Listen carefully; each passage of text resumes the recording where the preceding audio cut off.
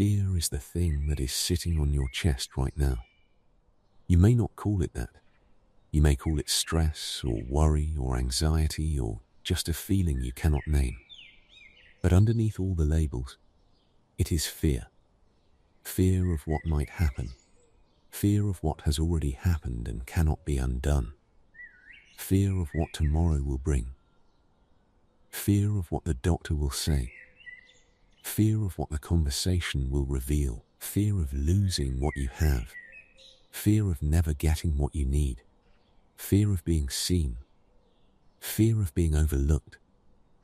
Fear of the silence that comes when the distractions stop and the only voice left is the one that says, something is wrong. Something is going to go wrong. And there is nothing you can do about it. Fear is not a small thing. It is not an inconvenience. It is a thief. It steals sleep. It steals peace. It steals presence. It steals the ability to enjoy the moment you are actually in, because you are too busy living in a moment that has not arrived. Fear makes the future feel like a threat, and the present feel like a holding cell. It tightens the chest. It clenches the jaw. It shortens the breath. It narrows the vision until the only thing you can see is the thing you are afraid of. And everything else, the beauty, the goodness, the provision, the love, fades into the background. And fear lies. That is the most important thing to understand about it. Fear presents itself as a protector. It says, I am keeping you safe. I am keeping you alert. I am making sure you are prepared for the worst. But fear does not protect. It paralyzes. It does not prepare you for the worst. It makes you live the worst before it happens. It does not keep you safe. It keeps you imprisoned in a cell made of what-ifs and worst-case scenarios and the relentless, exhausting conviction that catastrophe is not just possible, but inevitable. Maybe the fear you are carrying tonight has a name, a diagnosis you have been dreading, a conversation that cannot be postponed any longer, a financial crisis that has been tightening its grip for months, a relationship that is crumbling and you do not know how to stop it, a decision that has no clear right answer and the clock is ticking. That kind of fear, the named kind, is in some ways the easiest to address because at least you can see what you are dealing with. The enemy has a face. The threat has a shape. But maybe the fear you are carrying tonight does not have a name. It is more like a fog than a figure, a general sense of dread that sits underneath everything you do, without attaching itself to any particular thing, a low hum of anxiety that is always present, like a background noise you have stopped consciously hearing, but that is wearing you down moment by moment. The unnamed fear is harder to fight because there is nothing specific to address. You cannot talk yourself out of a feeling that has no clear cause. You cannot reason away an anxiety that has no obvious trigger. It just is. Like weather, like gravity, like the weight of a world that has been pressing on your chest for so long that you have forgotten what it feels like to breathe without it. And maybe the fear you are carrying tonight is spiritual. The fear that God is distant. The fear that the prayers are not being heard. The fear that the faith you once had is slipping away and you cannot grip it tightly enough to keep it. The fear that the silence of God means the absence of God. That kind of fear does not just steal peace. It steals the very thing that could provide peace. It puts a wall between you and the one resource that could address every other fear in your life. And behind the wall, you sit alone with the fears that multiply in the dark. Whatever shape the fear takes in your life tonight, What follows is not a technique for managing it. It is something deeper. It is the voice of Jesus, who said, "Do not be afraid," more than any other command in the Gospels, explaining why. Not just commanding, explaining. Because Jesus knew that the afraid heart does not need a louder command. It needs a reason. And the reasons he gives are the most powerful reasons in the universe. Jesus said, "Do not be afraid," more than he said, "Love one another," more than he said, "Repent," more than he said, "Believe." He said it to the terrified disciples in the storm. He said it to Peter sinking in the waves. He said it to the women at the empty tomb. He said it to the disciples in the locked room. He said it on the mountain of transfiguration. He said it to the father of the dying girl. He said it in the Sermon on the Mount. He said it at the Last Supper. He said it so many times that the repetition itself is the message. He knew that fear would be the single greatest obstacle between the human heart and the peace of God. And he addressed it relentlessly, not with one sweeping declaration, with patient, repeated, situation-specific reasons. And tonight, those reasons unfold one by one, not as arguments to be debated, as truths to be received. Each one a layer of peace placed between you and the fear. Each one a reason, grounded in the character and the actions and the words of Jesus. Why the fear does not have to win. Why the fear, loud as it is not telling the truth. Why the one who said, "Do not be afraid," had every right to say it and every authority to back it up. The reasons begin where fear itself begins, with the feeling that the thing you are afraid of is in charge, that the threat is bigger than any help, that the storm is stronger than any shelter. And the first reason Jesus gives dismantles that assumption at its root. But before the reasons unfold, let a simple truth settle in your mind. The one who is about to explain why you should not be afraid is not a therapist or a philosopher or a motivational speaker. He is the Son of God, the one who made the stars and named them, the one who holds the seas in the hollow of his hand, the one who spoke the universe into existence with a word and sustains it by the same word, the one who walked through death and came out alive.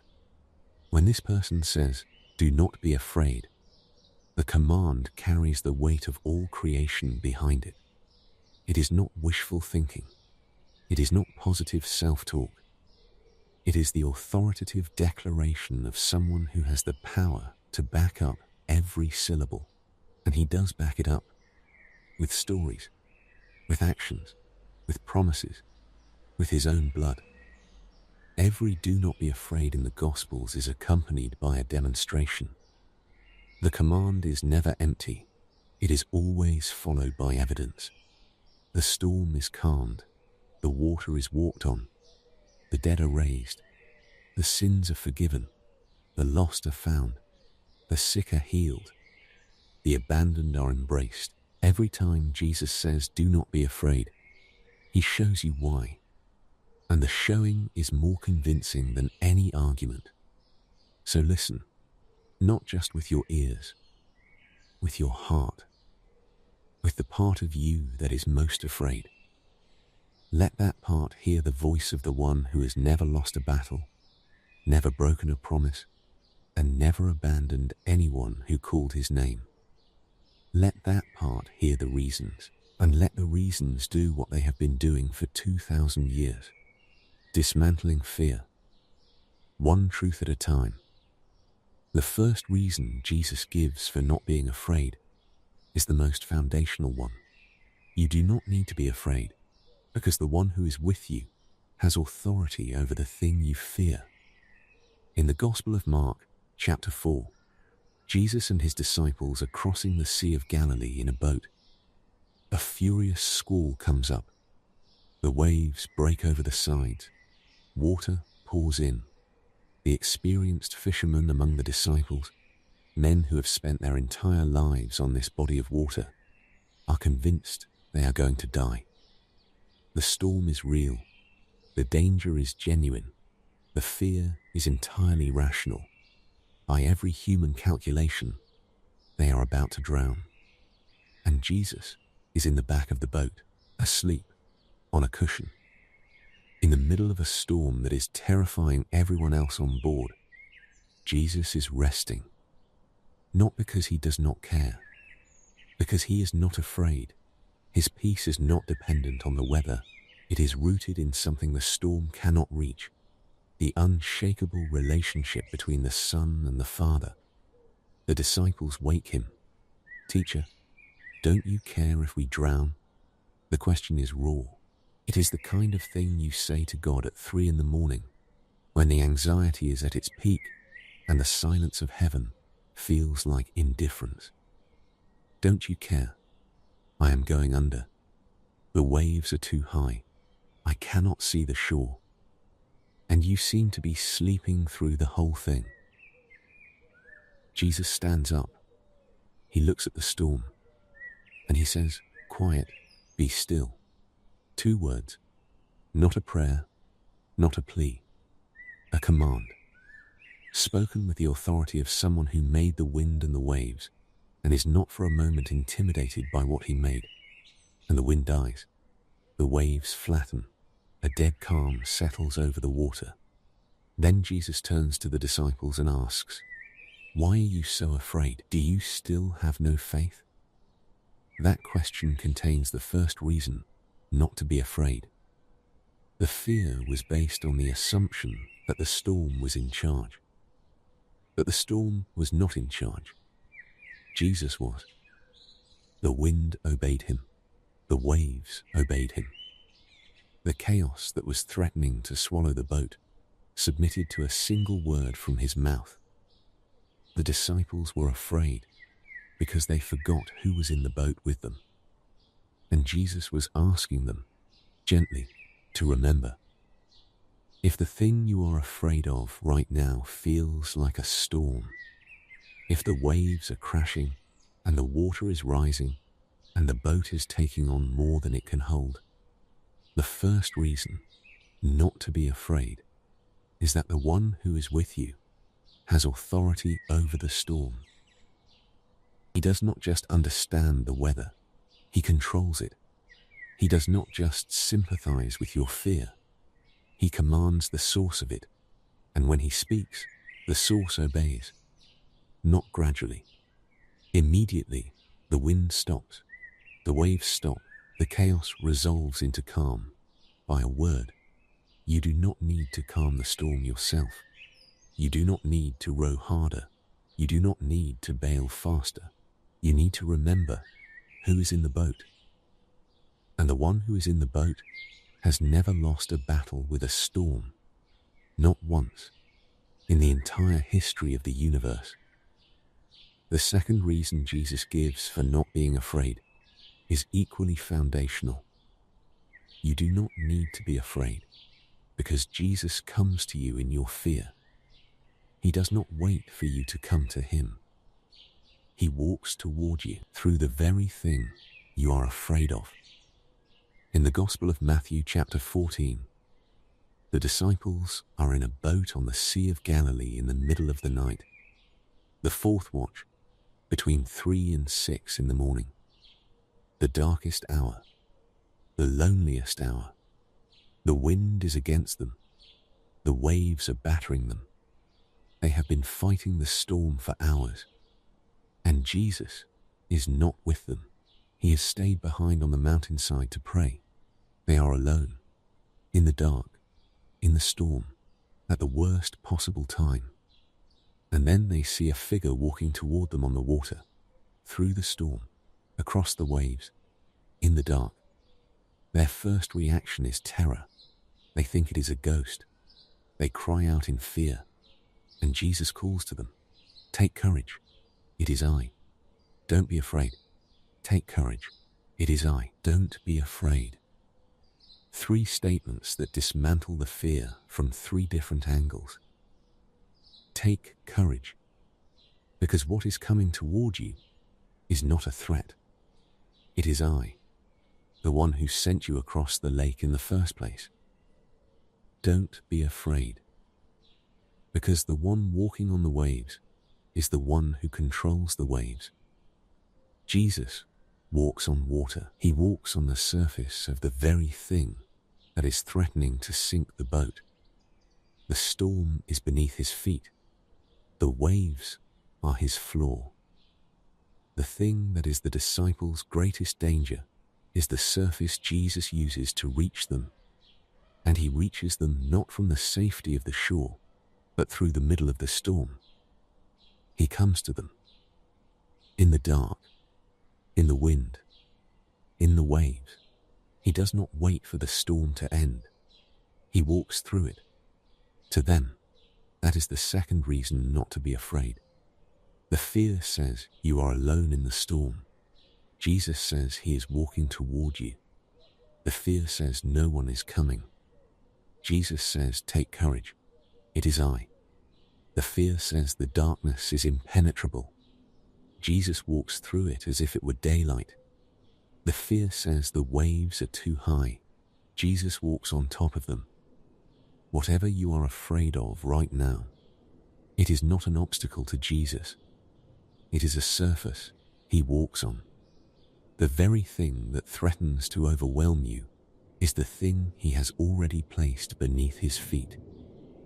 And he is coming toward you. Right now. Not in the future. Now.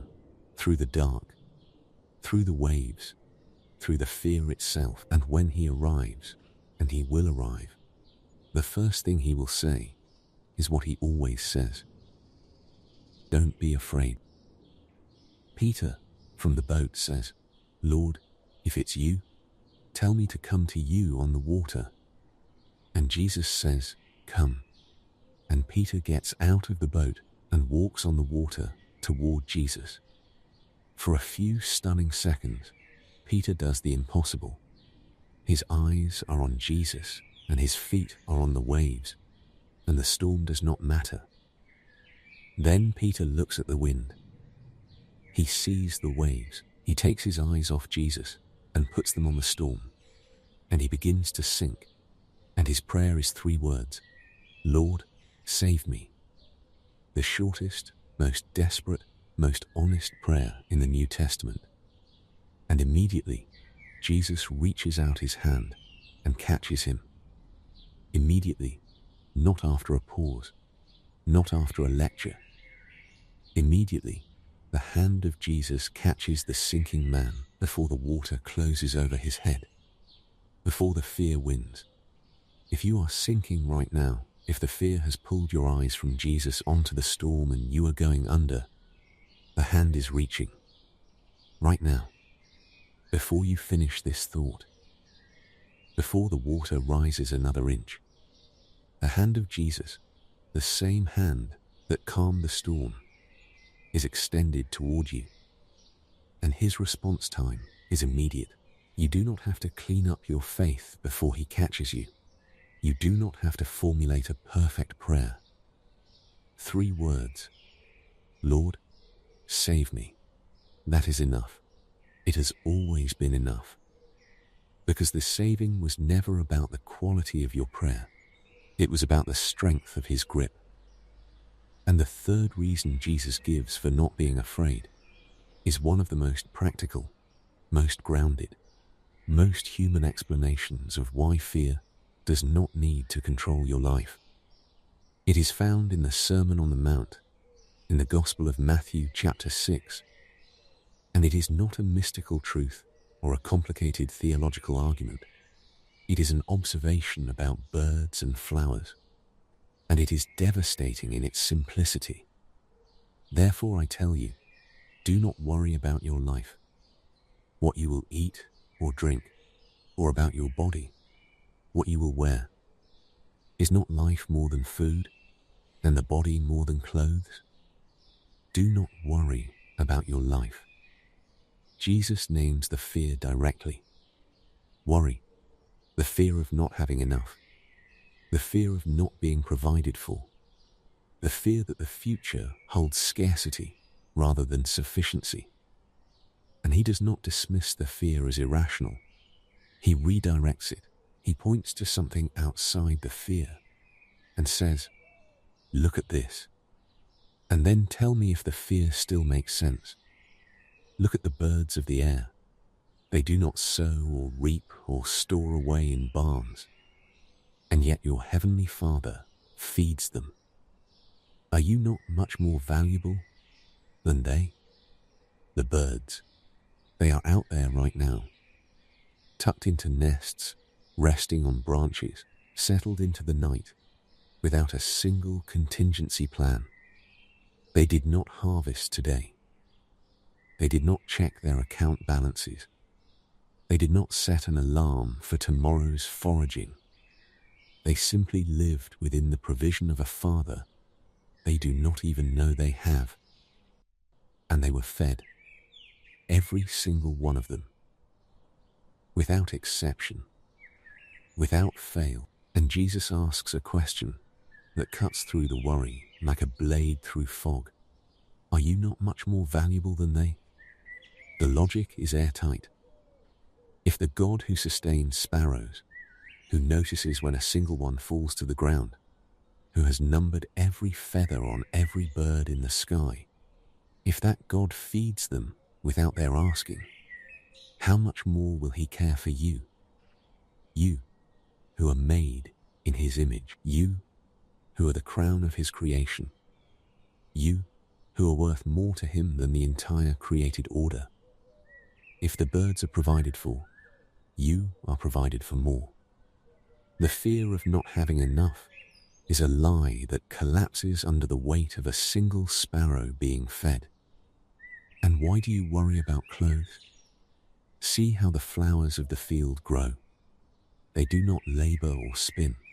Yet I tell you that not even Solomon in all his splendor was dressed like one of these. If that is how God clothes the grass of the field, which is here today and tomorrow is thrown into the fire, will he not much more clothe you, you of little faith? The flowers do not strain to be beautiful. They do not research the latest trends. They do not worry about whether they will be adequate. They simply grow in the soil God placed them in, under the sky God made for them, with the colors God painted on them.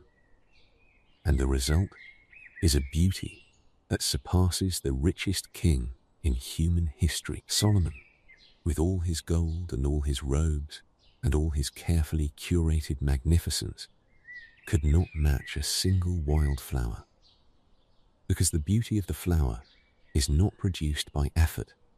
It is produced by the care of the gardener, and the gardener who tends the flowers tends you.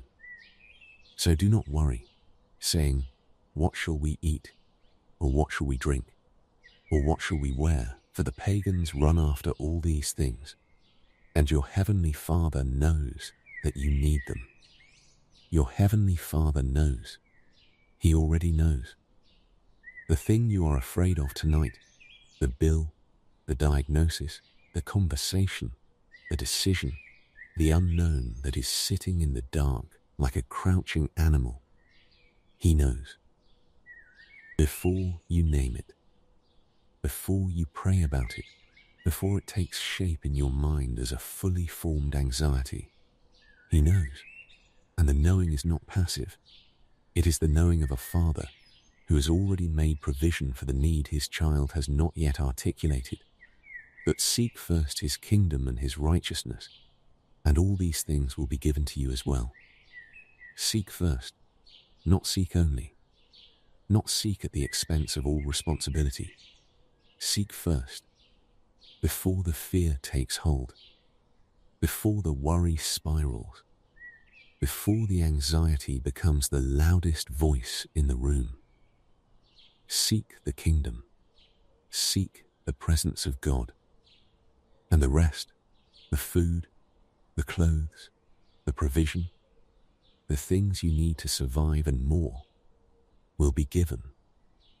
Not because you ignored them, because you prioritize the one who provides them. Therefore, do not worry about tomorrow, for tomorrow will worry about itself. Each day has enough trouble of its own. Tomorrow can worry about itself. That sentence is almost gently humorous. It is Jesus saying, tomorrow has its own problems, and it can handle them when they arrive. But they have not arrived yet, and the energy you are spending on them right now is energy that could be used for the things that are actually in front of you today. Tomorrow does not need your worry tonight. Tomorrow needs you rested, at peace, and connected to the Father, who will provide for tomorrow the same way He provided for today. And the way to get there is not to solve tomorrow's problems tonight. It is to release them into the hands of the one who has already seen tomorrow and has already made provision for everything it holds. That is the third reason not to be afraid. Because the Father who feeds the birds and clothes the flowers and knows what you need before you ask is the same Father who will provide for you. Not because you earned it, because you are His, and His provision does not depend on your worry. It depends on His faithfulness, and His faithfulness does not fail. And the fourth reason Jesus gives for not being afraid is perhaps the most direct, most personal, most intimate of all. It is found in the Gospel of John, chapter 14, on the last night of His life. He is sitting with His disciples in the upper room. He knows what is coming: the arrest, the trial, the cross, the abandonment, and His concern is not for Himself. It is for the people He is about to leave behind. He does not want them to be afraid, so He gives them something the fear cannot touch. Peace I leave with you, my peace I give you. I do not give to you as the world gives. Do not let your hearts be troubled, and do not be afraid. My peace I give you, not a generic peace. His peace, the specific, tested, unshakable peace of someone who is about to walk through the worst thing the world can offer and come out the other side holding nothing but love. The peace that allowed him to sleep in a storm. The peace that kept him silent before Pilate. The peace that enabled him to pray for his enemies while they were killing him. That specific peace, forged in the furnace of the deepest suffering and the most complete trust, is what He gives to you tonight as a gift. I do not give to you as the world gives. The world's peace is contingent. It exists when things are going well. It evaporates the moment the circumstances shift. You get a good report from the doctor, and the peace is there. You get a bad one, and the peace vanishes. You pay the bills, and the peace holds. An unexpected expense arrives, and the peace crumbles. The world's peace is built on sand. Every wave threatens it. Every storm destroys it. But the peace of Jesus is built on rock. It does not depend on the circumstances being favorable. It depends on the character of the one who gives it. And His character does not change with the weather, the economy, the diagnosis, or the news cycle. His peace holds because He holds. And He never lets go. Do not let your hearts be troubled, and do not be afraid. He says it at the beginning of the passage and at the end, bracketing everything else He says with this single essential truth. Do not be afraid. Not because there is nothing to be afraid of, because the one who loves you has already prepared for everything the fear is warning you about. His peace is the preparation. His presence is the provision. and his promise is the permanence. And the fifth reason Jesus gives for not being afraid is found later in the same evening in the Gospel of John, chapter 16, verse 33. It is the last thing Jesus says before he prays his great prayer of John 17.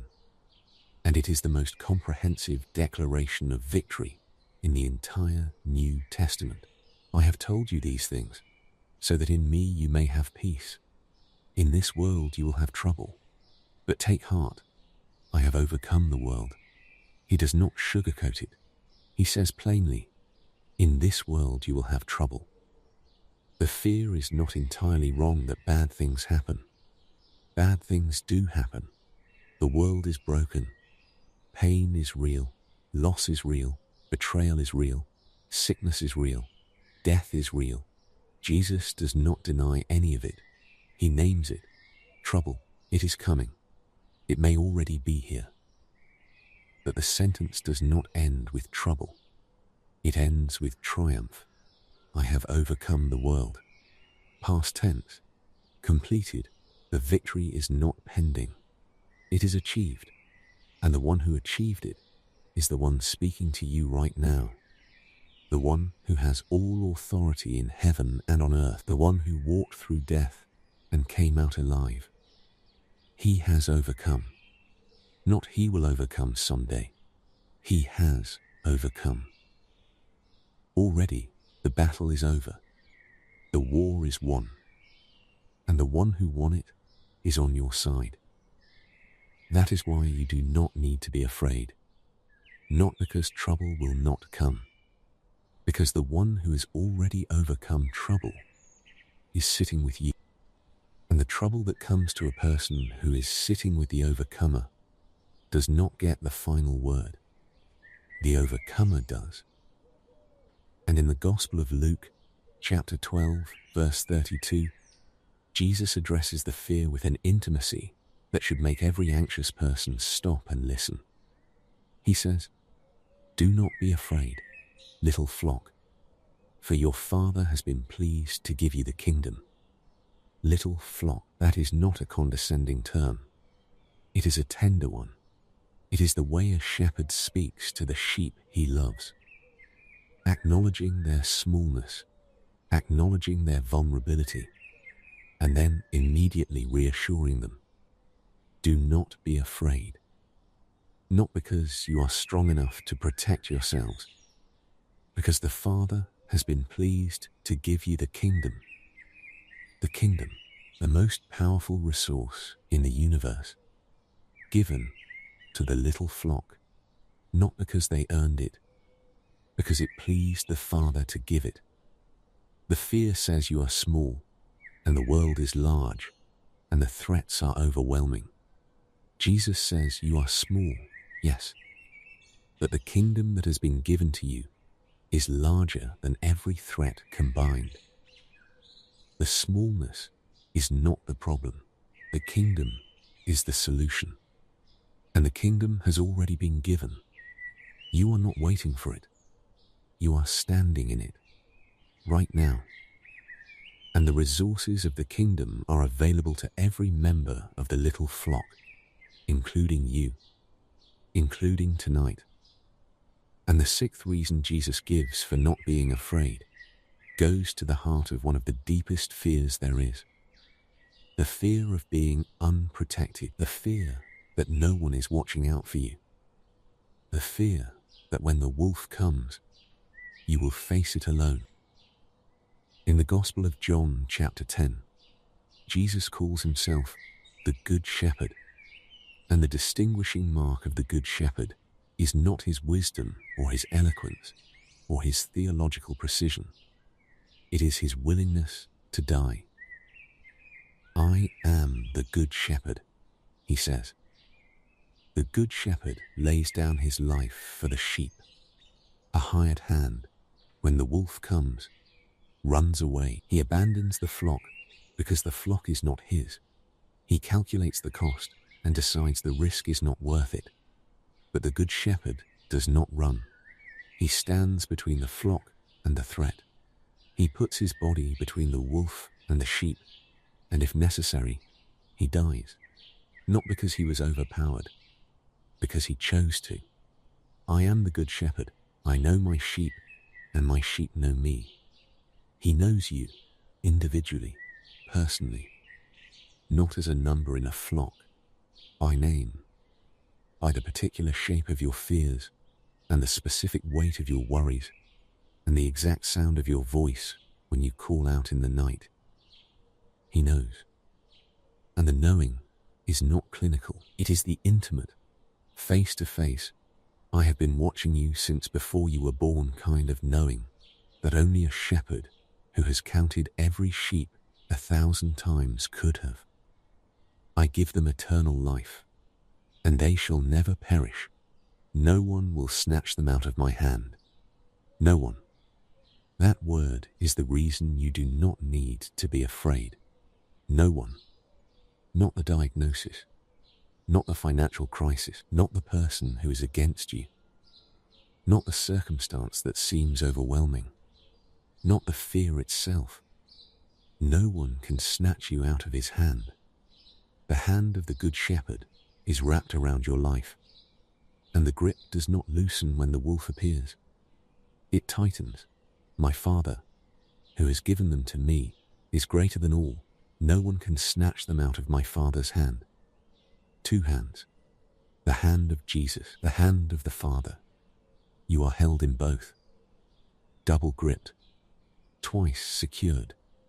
The combined hold of the Son and the Father wrapped around your life like a fortress made of love. And nothing in the universe is strong enough to pry those hands open. Nothing. The wolf may come. The threat may be real. The danger may be genuine. But the hands that hold you are the hands that made the universe. And the universe is not strong enough to break free. You will not break free either. Not because you are weak, because the grip is strong. Infinitely strong. And the grip is love. If you are afraid tonight because you feel unprotected, the Good Shepherd is the answer. He is not a distant deity who has outsourced your safety to lesser authorities. He is the one who stands between you and the wolf personally, with his own body, with the same willingness that took him to the cross. The same love that hung on the wood for you is the love that guards you tonight. And that love has never once failed. Not in 2,000 years. Not in all of eternity. And the seventh reason not to be afraid is the most comprehensive assurance in all of Scripture. The Apostle Paul, writing to the church in Rome chapter 8, builds a case for fearlessness that covers every possible threat. What then shall we say in response to these things? If God is for us, who can be against us? If God is for us, that is the premise. And the premise is not hypothetical. God has proven that He is for you. He proved it on the cross. He who did not spare His own Son, but gave Him up for us all, how will He not also, along with Him, graciously give us all things? The logic is devastating. If God gave you His Son, the most valuable thing in the universe, would He withhold something lesser? If He paid the highest possible price for your salvation, would He hesitate to provide the daily bread of your protection? Who will bring any charge against those whom God has chosen? It is God who justifies. The fear of accusation, the fear that someone will stand up and point out everything you have done wrong and use it to disqualify you, is answered by this sentence. God has justified you. He has declared you righteous, not because you are innocent, because the innocent one took your guilt, and the verdict of God overrules every other verdict. No charge will stick. No accusation will hold, because the judge has already rendered the verdict. And the verdict is not guilty. Who then is the one who condemns? No one. The fear of condemnation, the fear that you are fundamentally bad and that the badness will eventually be exposed and punished, is answered by a single word. No one. No one condemns. Not because the sin was not real, because the punishment has already been endured by Christ Jesus, who died, who was raised to life, who is at the right hand of God, and who is interceding for you. Who shall separate us from the love of Christ? Shall trouble or hardship, or persecution or famine, or nakedness or danger or sword? The list is comprehensive. Every possible source of fear. And the answer is no. None of them. Not the trouble you are in right now. Not the hardship that has been grinding you down. Not the persecution that makes you feel targeted. Not the famine of resources or relationships or hope. Not the exposure of your vulnerability. Not the danger that is real and present and not going away. Not even violence.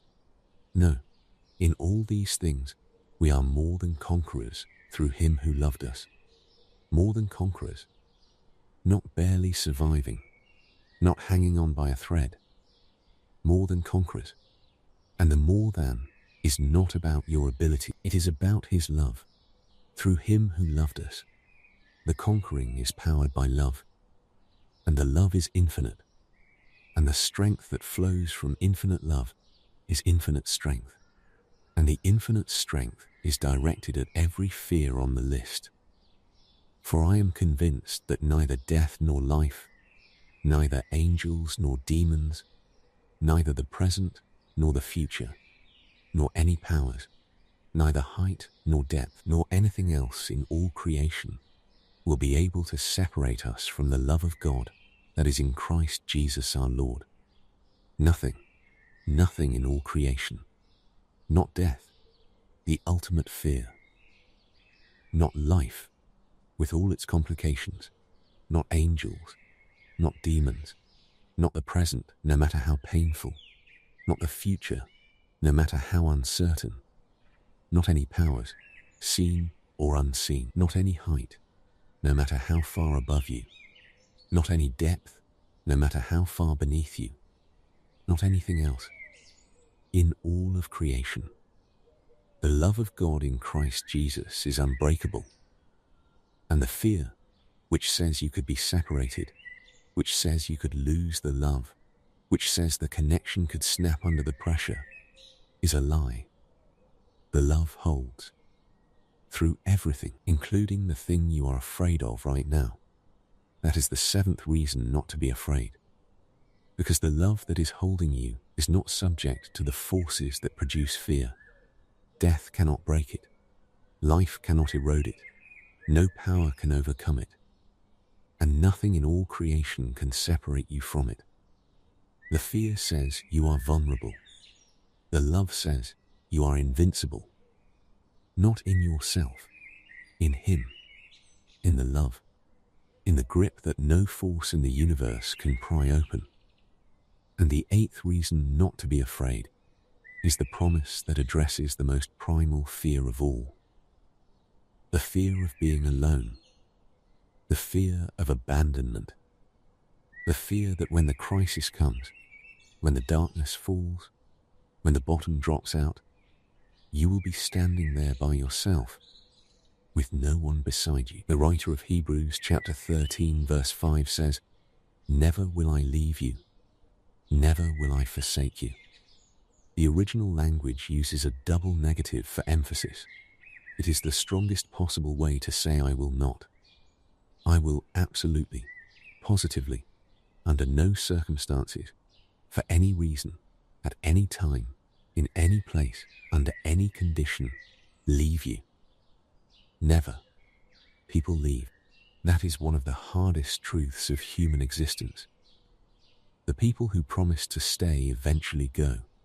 The friend who said they would always be there drifts away. The partner who made vows breaks them. The parent who was supposed to protect lets you down. People leave.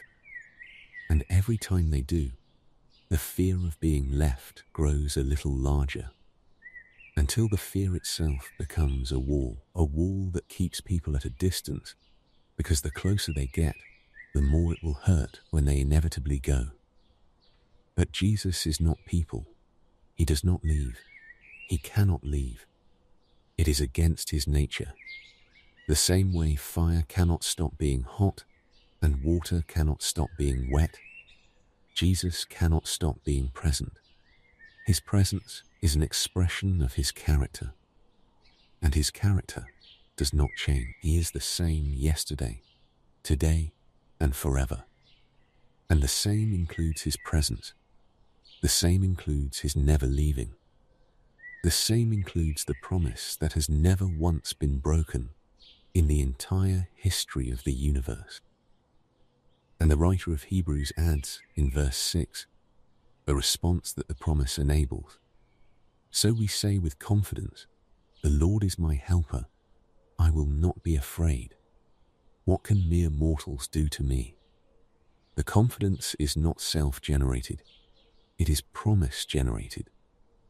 Because the Lord has promised not to leave, we can say with confidence that we will not be afraid. The confidence comes from the promise. The fearlessness comes from the confidence.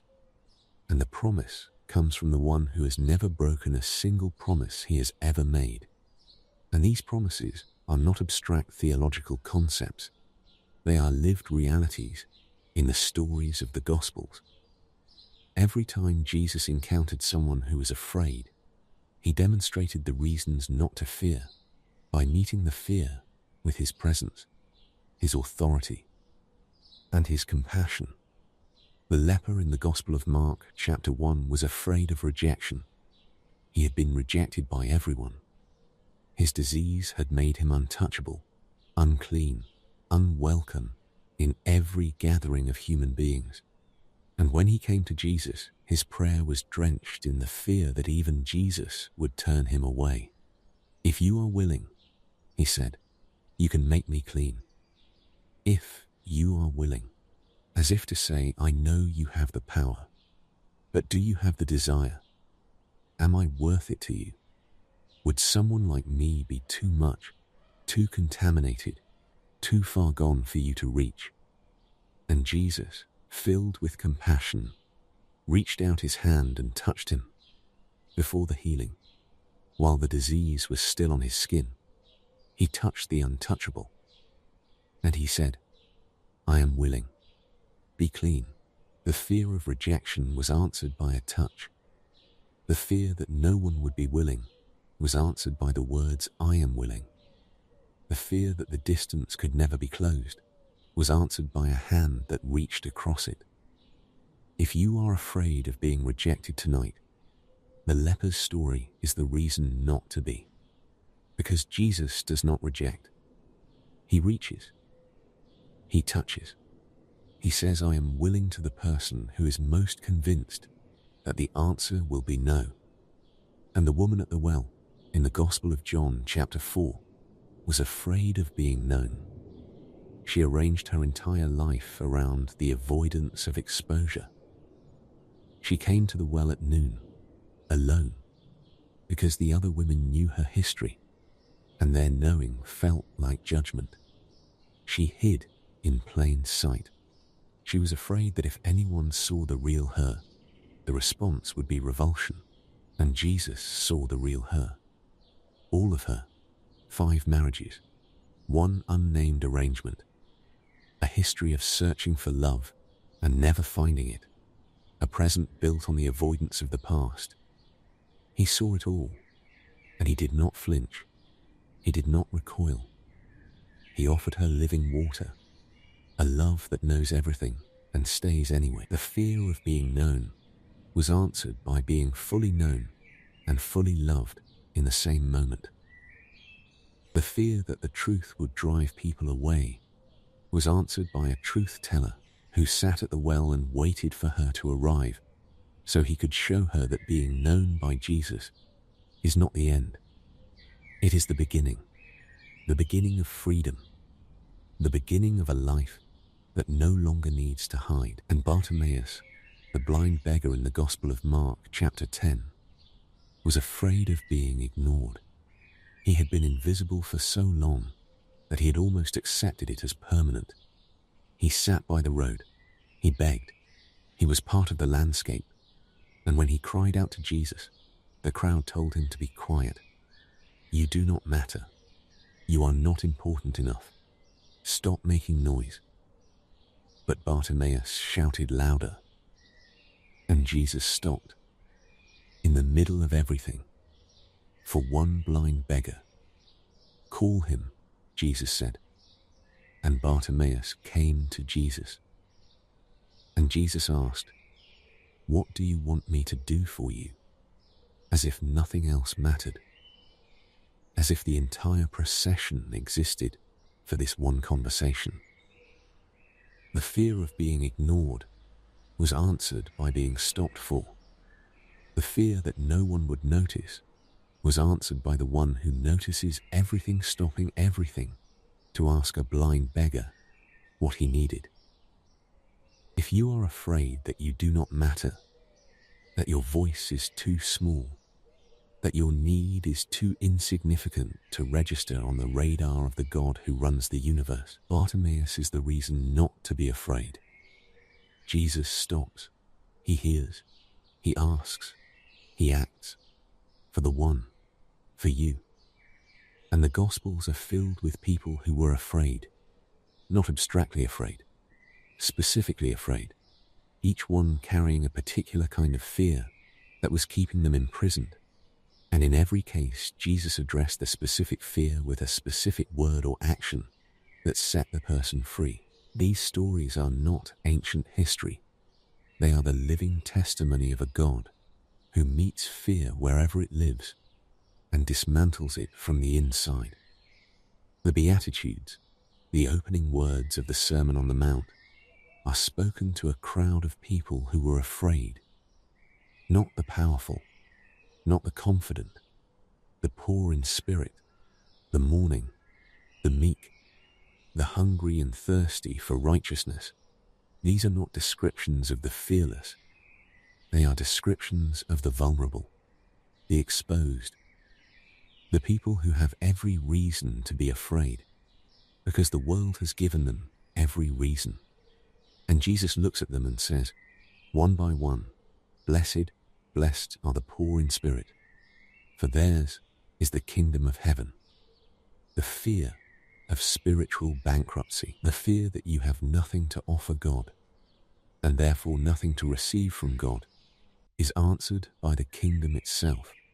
The kingdom belongs to the poor in spirit, not the spiritually wealthy, the bankrupt, the ones who stand before God with empty hands and say, I have nothing. Jesus says, the kingdom rushes to fill those empty hands. The fear of having nothing is met by the gift of having everything. Blessed are those who mourn, for they will be comforted. The fear that grief will swallow you, that the loss will be the end of the story, that the mourning will never lift, is answered by a specific promise. Comfort, not a platitude, a presence. The comfort of God is not a warm feeling. It is the warm presence of someone who has wept at tombs and raised the dead, and who stands in the midst of your grief and says, this is not the end. Blessed are the meek, for they will inherit the earth. The fear of being trampled, of being pushed aside, of being too gentle for a world that rewards aggression, is answered by an inheritance. The earth, all of it, given to the meek, not the violent, not the powerful, the gentle. The ones who are too afraid to fight for their place are the ones who receive the largest gift. Blessed are those who hunger and thirst for righteousness, for they will be filled. The fear that the ache inside you will never be satisfied, that the longing for something true and right will go unfulfilled forever, is answered by a promise of filling. The hunger itself is the proof that the food exists, and the food is on its way. Blessed are the merciful, for they will be shown mercy. The fear that the mercy you extend will not be returned, that your generosity will be exploited, that the grace you give will leave you depleted, is answered by a cycle. Mercy returns.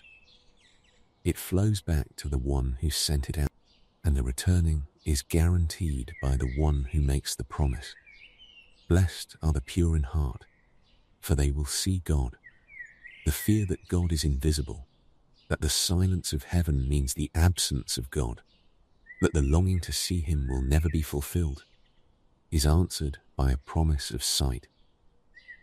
You will see God, not in the abstract, personally, in the quiet, in the stillness, in the moments when the noise stops and the heart is clear and the eyes of faith look past the visible and see the one who has been there all along. Blessed are the peacemakers, for they will be called children of God. The fear that your efforts to make peace are futile, that the conflicts are too deep, that the world is too broken for reconciliation, is answered by an identity. Children of God, the peacemakers carry the family resemblance of the one who made peace at the cost of his own blood.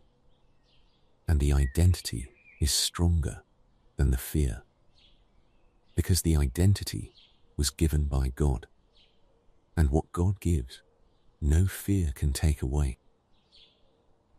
Blessed are those who are persecuted because of righteousness, for theirs is the kingdom of heaven. The fear that doing the right thing will cost too much, that faithfulness will be punished, that the reward for integrity is suffering, is answered by the kingdom, the same kingdom that belongs to the poor in spirit. The bookends of the Beatitudes carry the same promise. The kingdom, for the empty and the enduring, for the bankrupt and the brave. The fear says the cost is too high. Jesus says the kingdom covers it. Every beatitude is a specific answer to a specific fear. And tonight, as you sit with these words, let the specific answer find the specific fear you are carrying. Let the promise meet the worry. Let the blessing cover the dread. And in the Gospel of Mark, chapter 2, a paralyzed man is lying on a mat, unable to move. He is the picture of helplessness, the fear of helplessness, the fear of being unable to fix your own situation, the fear of dependence, the fear that the thing that has you pinned down will keep you pinned down forever, is embodied in this man. His friends carry him to the house where Jesus is teaching. They cannot get through the door. So they climb onto the roof, dig through the tiles, and lower their friend on his mat directly in front of Jesus. The friends acted when the paralyzed man could not. They believed when his body could not move. And Jesus saw their faith and responded, "Son, your sins are forgiven." Then, get up, take your mat, and walk. And the man who had been paralyzed stood up, picked up his mat, and walked out in full view of everyone. The fear of helplessness was answered by a word, not by the man's effort, by the authority of Jesus, speaking into the paralysis and commanding it to release its grip. The man did not have to generate the ability to stand. Jesus generated it. The man did not have to overcome the helplessness. Jesus overcame it for him. If you feel helpless tonight, if the fear you carry is the fear of being stuck, unable to change, unable to move, unable to escape the thing that has you pinned down, the paralytic's story says that your helplessness is not the end. It is the beginning of the encounter. Because Jesus specializes in the helpless, he responds to the faith of friends. He speaks into the paralysis, and the speaking has power. The power to make the stuck unstuck. The power to make the immobile walk. Not by your strength, by his word. And in the Gospel of John, chapter 8, a woman is thrown at the feet of Jesus by the religious leaders. She has been caught in the act of adultery. Stones are in the hands of the accusers. The fear of condemnation, the fear that the worst thing you have done will be the thing that defines you forever, the fear that exposure means destruction, is the air she is breathing. And Jesus bends down. He writes in the dust. He straightens up and says, "Let any one of you who is without sin be the first to throw a stone at her." One by one, they leave, until it is just Jesus and the woman. Woman, where are they? Has no one condemned you? No one, sir. Then neither do I condemn you. Go now and leave your life of sin. The fear of condemnation was answered by a sentence of acquittal. Neither do I condemn you. Spoken by the one person who had the right to condemn, the only sinless person in the circle, the only one who could have picked up a stone without hypocrisy. And he did not pick up a stone. He bent down. He got lower than the woman on the ground, and he spoke freedom. If the fear that keeps you awake tonight is the fear of being condemned, the fear that the thing you did will be found out and the stones will fly, Jesus says, "Neither do I condemn you." Not because the sin does not matter, because the one who matters most has chosen mercy over judgment, and his mercy, spoken from the dust, is more powerful than every stone in every accusing hand. And the blind man in the Gospel of John, chapter 9, carries the fear of the unknown. He has never seen. He has been in the dark from birth. And the fear of someone who has never seen light is not just the fear of blindness. It is the fear of a world that is entirely beyond comprehension. The fear that the reality you cannot perceive is the reality that matters most. The fear that you are missing something essential and do not even know what it is. Jesus made mud. He put it on the man's eyes. He told him to go wash in the pool of Siloam. The man went. He washed. He came back seeing. And his testimony, when pressed by the Pharisees, was the simplest and most powerful answer to the fear of the unknown. One thing I do know, I was blind, but now I see. The fear of the unknown is answered by sight, not total sight, not the ability to see everything, but the ability to see enough, enough to take the next step, enough to recognize what is true, enough to say, I was blind, but now I see. That is the testimony of someone whose fear of the unknown has been addressed by an encounter with the one who knows everything. You do not need to see the whole road tonight. You need to see the next step. And the next step is illuminated by the one who said, I am the light of the world. And Zacchaeus, in the Gospel of Luke chapter 19, carries the fear of unworthiness. He is wealthy. He is powerful. He is despised. He has built a life that looks successful from the outside and feels empty from the inside.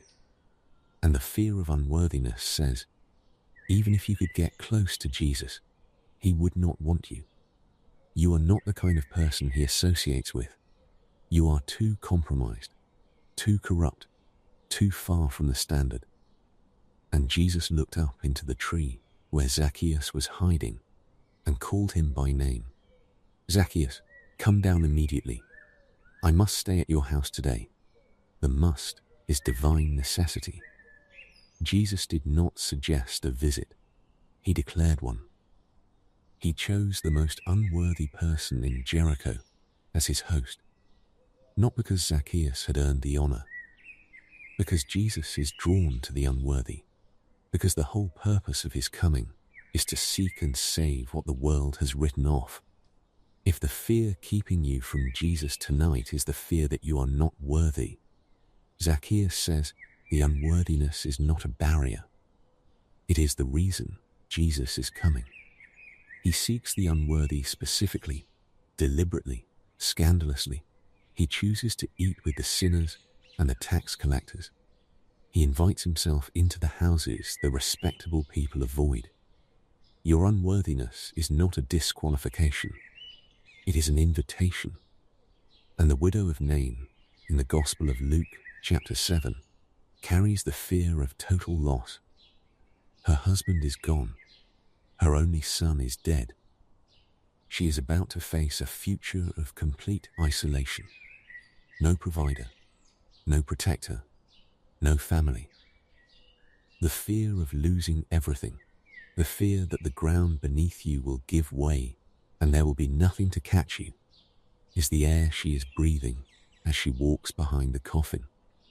And Jesus met the procession, and his heart went out to her, and he said, "Don't cry."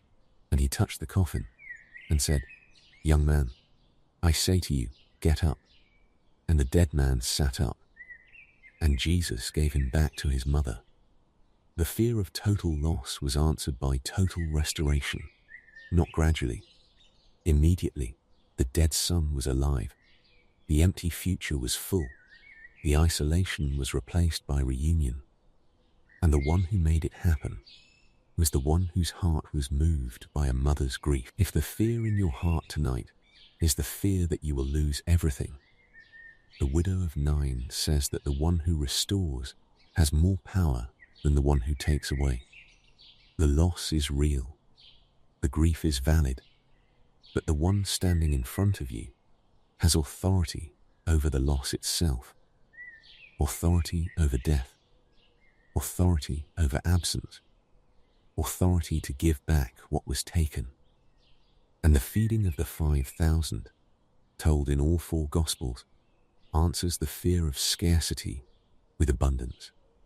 5 loaves, 2 fish, 5,000 men plus families. The math does not work. The resources are laughably insufficient. The fear of not having enough, the fear that what you are holding is not equal to what is ahead, is the dominant emotion in the crowd. And Jesus takes the 5 and the 2. He gives thanks. He breaks the bread. He distributes. And everyone eats until they are full. And there are 12 baskets of leftovers, more than they started with. The fear of scarcity was answered by multiplication. The not enough became more than enough, not by the crowd's effort, by the blessing of Jesus. The fear says, what you have is insufficient. Jesus says, what you have offered to me is more than sufficient. The fear counts the loaves. Jesus multiplies them. The fear measures the gap. Jesus fills it. And the filling is not tight. It overflows. 12 baskets. More abundance after the miracle than before. If you are afraid tonight because what you have is not enough, the 5 loaves and 2 fish are the answer. Bring what you have. Open your hands. Let Jesus bless it. And watch the not enough become the reason for 12 baskets of leftovers. Because in the hands of Jesus, insufficiency is not a problem. It is the starting material for a miracle. And the stories of the Gospels, when read through the lens of fear, reveal that every encounter Jesus had with a broken person was an encounter with fear. And every response Jesus gave was a response to fear. The fear may not always be named in the text, but it is always there, underneath the paralysis and the bleeding and the blindness and the sin and the guilt and the grief. Fear, and Jesus, in every case, addresses the fear before he addresses anything else. The prodigal son, in the Gospel of Luke, chapter 15, carried a specific kind of fear that keeps more people from God than almost any other. The fear of going back, the fear that the door is closed, the fear that the Father's love has been used up, the fear that what you squandered cannot be restored, and what you broke cannot be repaired, and the person you became in the far country is the person you will be forever. The son had taken everything. He had spent everything. He had ended up feeding pigs, the lowest possible position for a Jewish man, and he was so hungry he wanted to eat the pig food. He had hit the absolute bottom, and from the bottom he looked up and remembered his father's house, and the memory produced a fear that was almost worse than the hunger. The fear of facing his father, the fear that the man who gave him everything and watched him walk away with it would not want him back. He prepared a speech. "Father, I have sinned against heaven and against you. I am no longer worthy to be called your son. Make me like one of your hired servants." The speech was a defense mechanism, a way of lowering expectations, a way of managing the rejection he was certain was coming. If he came back as a servant, the disappointment would be less. If he came back with no pretense of belonging, the refusal would sting less. But the father did not wait for the speech. The text says, "But while he was still a long way off, his father saw him and was filled with compassion for him. He ran to his son, threw his arms around him, and kissed him." While he was still a long way off, the father had been watching every day, scanning the road, refusing to give up hope.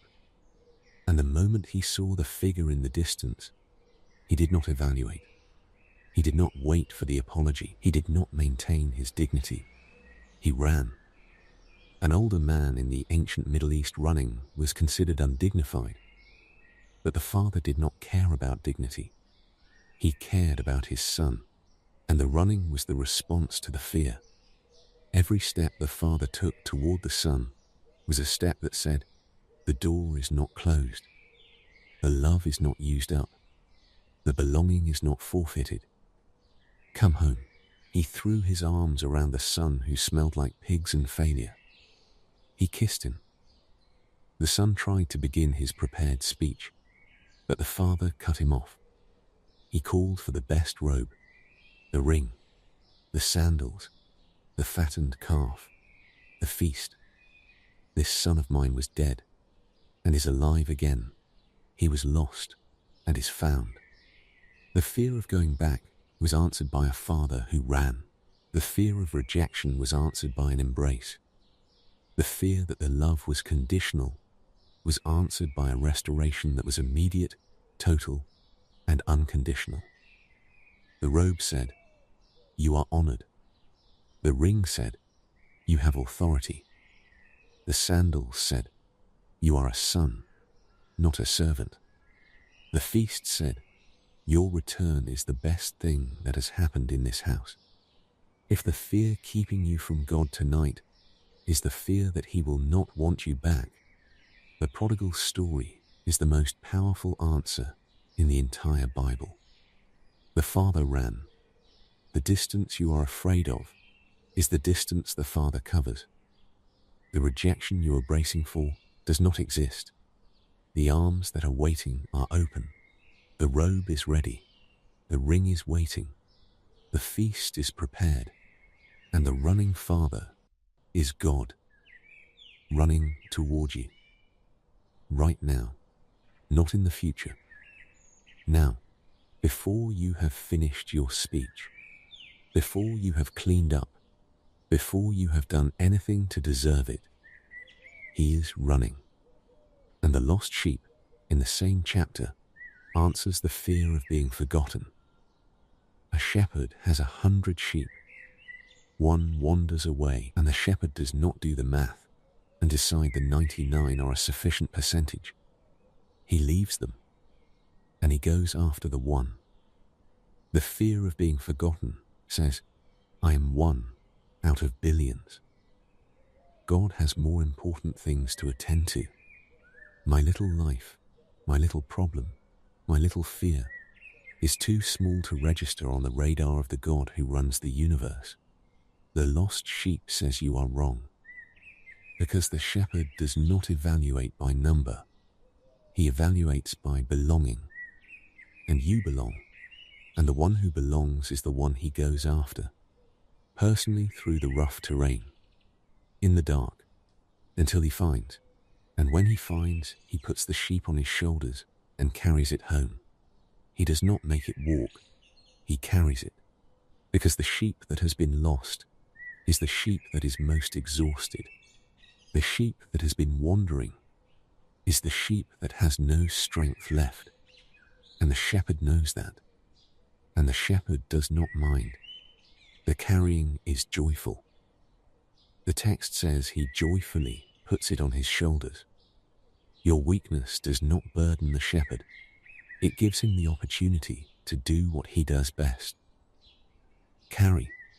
If the fear in your heart tonight is the fear that you have been forgotten, that God has moved on, that the searching party has been called off, the lost sheep says the shepherd is still looking. He has not stopped. He has not given up. He has not decided the effort is not worth it. He is on the hill.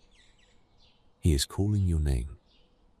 And when he finds you, he will not ask for an explanation.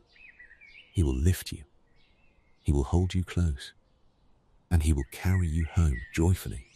And Peter, the disciple who denied Jesus 3 times on the worst night of Jesus' life, carried the fear of permanent failure. The fear that the thing you did is the thing you are. The fear that the failure is not a moment, but a definition. The fear that the trust has been broken beyond repair and the relationship has been damaged beyond restoration. Peter swore he did not know Jesus 3 times, while Jesus was being beaten and tried and condemned.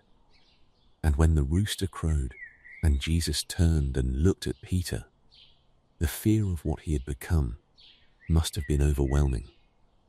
This was not who he was supposed to be. This was not the man who said, even if all fall away, I will not. This was someone else. Someone he did not recognize. Someone who had done the unthinkable. But after the resurrection, Jesus came to the beach where Peter was fishing. He built a fire. He cooked breakfast. And he asked one question 3 times. Simon, son of John, do you love me? 3 questions for 3 denials. 3 chances to replace the 3 worst moments of his life with 3 declarations of love. And each time Peter said yes. And each time Jesus said, feed my lambs, take care of my sheep. Feed my sheep. Not punishment. Commission, not demotion. The highest possible assignment. The man who failed most spectacularly was entrusted with the most important job in the early church. The fear of permanent failure was answered by a breakfast on the beach. The fear that the trust was broken was answered by a commission that said, I am entrusting you with more, not less, than I did before. The fear that the relationship was over was answered by a charcoal fire and fish and bread, and the quiet, unhurried restoration that only Jesus can provide. If the fear in your heart tonight is the fear that your failure has disqualified you, Peter's story says it has not. It has not disqualified you from the love of Jesus. It has not disqualified you from the purposes of Jesus. It has not disqualified you from the future that Jesus has planned. The failure is real. The denial was real. The rooster crowed. But the beach was real too. And the breakfast was real. And the question was real. Do you love me? And the answer, broken and tearful and barely above a whisper, was real. Yes, Lord, you know that I love you. And the commission was real. Feed my sheep. The failure was a chapter. The beach was a new chapter. And Jesus is the one writing both. And at the tomb of Lazarus, in the Gospel of John, chapter 11, Jesus confronted the fear of loss. Martha and Mary had lost their brother. He had been dead for 4 days. And the grief was compounded by the fear that the loss was permanent, that death was the end, that the separation could not be bridged. And Jesus wept. He felt the fear. He shared the grief. He entered the pain. And then he walked to the tomb and called out in a loud voice, "Lazarus, come out."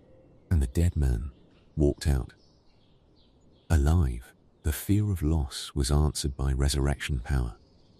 The fear that death is final was answered by a voice that commands life to return. The fear that separation is permanent was answered by a reunion that happened in front of everyone. And Thomas, who missed the first resurrection appearance and said he would not believe unless he saw the wounds, carried the fear of doubt. The fear that the thing that seems too good to be true is too good to be true. The fear that if you let yourself believe and the believing turns out to be wrong, the disappointment will destroy what is left of you. Jesus came back a week later. For Thomas specifically, he showed him the hands. He showed him the side. He said, "Stop doubting and believe." And Thomas said, "My Lord and my God." The fear of doubt was answered by evidence, not demanded with anger, offered with patience. The fear that the believing would be foolish was answered by the presence of the risen Christ, standing in the room, extending his wounds as proof. The doubt was not the end. It was the doorway to the deepest confession of faith in the entire gospel. And the woman who anointed Jesus with perfume in the Gospel of Luke chapter 7 carried the fear of vulnerability. The fear that opening yourself up, pouring everything out, being seen in your rawest, most unguarded state will result in rejection. She came into the Pharisee's house uninvited. She stood behind Jesus and wept. Her tears fell on his feet. She wiped them with her hair. She kissed his feet. She poured expensive perfume on them. It was the most vulnerable, most exposed, most emotionally uncontrolled act of devotion in the Gospels. The Pharisee was disgusted. But Jesus received her. He let her weep. He let her touch. He let her pour. And he said, "Her many sins have been forgiven, as her great love has shown. Your faith has saved you. Go in peace." The fear of vulnerability was answered by reception. The fear that the real you would be rejected was answered by the real you being honored. The fear that the pouring out would be too much was answered by the one who received it without flinching and called it love. And the children brought to Jesus in the Gospel of Mark, chapter 10, carried the fear of being too small, too insignificant, too young, too unimportant. The disciples tried to send them away, but Jesus was indignant. "Let the little children come to me, and do not hinder them, for the kingdom of God belongs to such as these." And he took them in his arms and blessed them. The fear of being too small was answered by an embrace. The kingdom belongs to the small. The arms of Jesus hold the insignificant. The blessing of God is spoken over the ones the world considers unworthy of attention. And the disciples on the road to Emmaus, in the Gospel of Luke, chapter 24, carried the fear of hopelessness. The fear that the story is over, that the best thing has ended, that the future holds nothing but the long, grey aftermath of a hope that died. And Jesus walked with them through the hopelessness, at their pace, in their grief, teaching, explaining, opening the scriptures, and at the table he broke bread, and their eyes were opened, and the fear of hopelessness was replaced by burning hearts.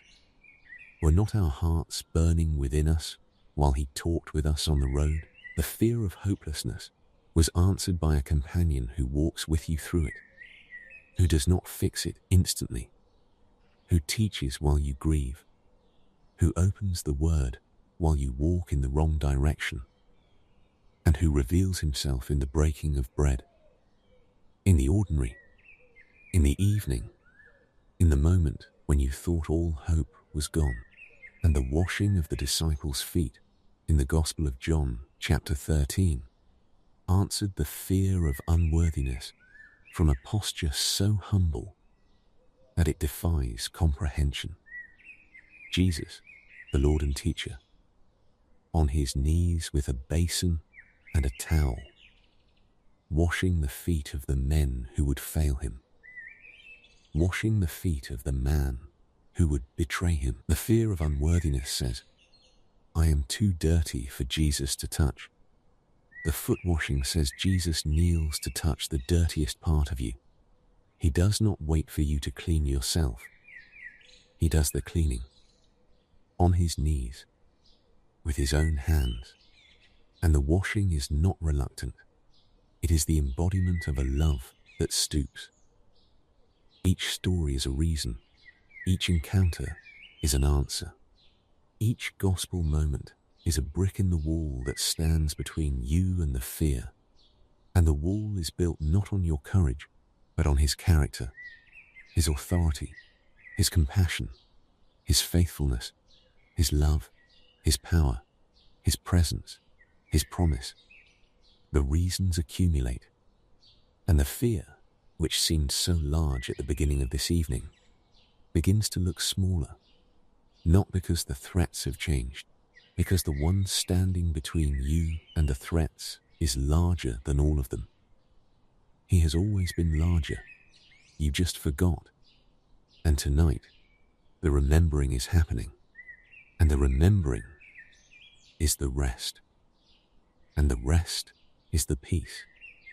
And the peace is the gift of the one who said, with all the authority of heaven and earth behind the words, do not be afraid. And all of these reasons not to be afraid, the authority over the storm, the walking through the waves, the provision of the Father, the peace that is unlike the world's, the victory over the world, the shepherd's protection, the love that nothing can separate, the promise to never leave, all of them converge on a single event.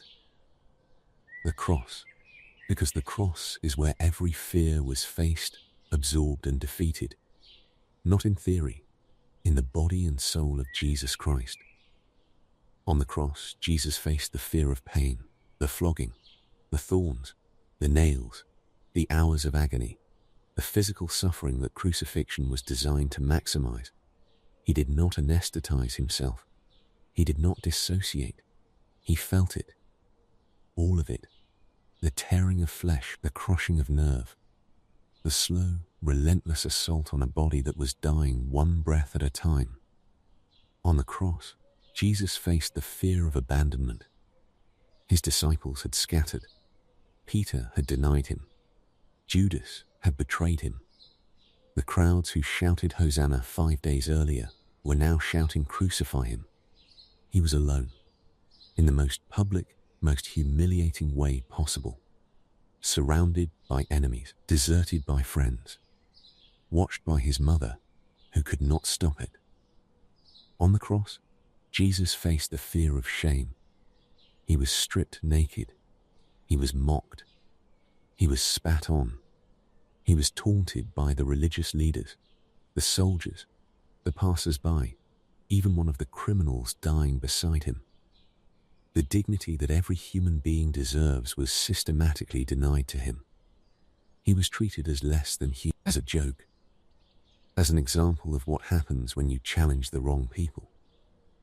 On the cross, Jesus faced the fear of meaninglessness. The crowd said his life was a failure. The leaders said his mission was a fraud. The death said his words were empty promises. Everything he had built, every person he had healed, every sermon he had preached, every act of mercy he had performed seemed to end in this: a man dying on a piece of wood on a hill outside the city, forgotten before the sun went down.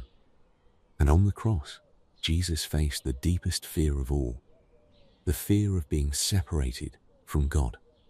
In the Gospel of Matthew, chapter 27, verse 46, Jesus cried out, "Eli, Eli, lema sabachthani?" which means, my God, why have you forsaken me?" The Son of God, who had lived in unbroken communion with the Father from eternity, felt the absence of that communion. The darkness that fell over the land during those hours was not atmospheric. It was spiritual. Jesus was carrying the full weight of human sin, the accumulated guilt of every person who had ever lived or ever would live. And the weight of that sin created a real, felt, agonizing separation between the Son and the Father. That is the fear beneath all other fears. The fear that when everything is stripped away, when every comfort is removed, when every relationship is severed, when every prop is knocked out from under you, there will be nothing. No one, not even God. And Jesus experienced that fear on the cross.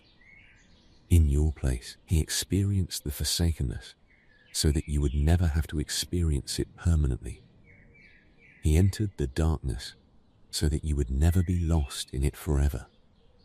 He absorbed the separation so that the promise, "I will never leave you," could be spoken with full authority. The never in that promise is possible because Jesus endured the always of the forsakenness on the cross. He took the worst so that you could have the best. And the best is his permanent, unbreakable, never leaving, never forsaking presence. And from that cross, in the middle of that suffering, Jesus said things that dismantle fear from the inside. "Father, forgive them, for they do not know what they are doing." Forgiveness from the cross. While the nails were in his hands for the people who put them there. The fear of unforgiveness, the fear that you have done something that cannot be covered, is answered by a prayer that covers everything. If Jesus forgave his murderers in the act of murdering, the thing you have done is covered. The thing you are afraid of being punished for has already been addressed at the cross, in blood, by someone who chose to forgive before anyone asked for forgiveness. And to the criminal dying beside him, who said, "Jesus, remember me when you come into your kingdom," Jesus responded, "Truly I tell you, today you will be with me in paradise."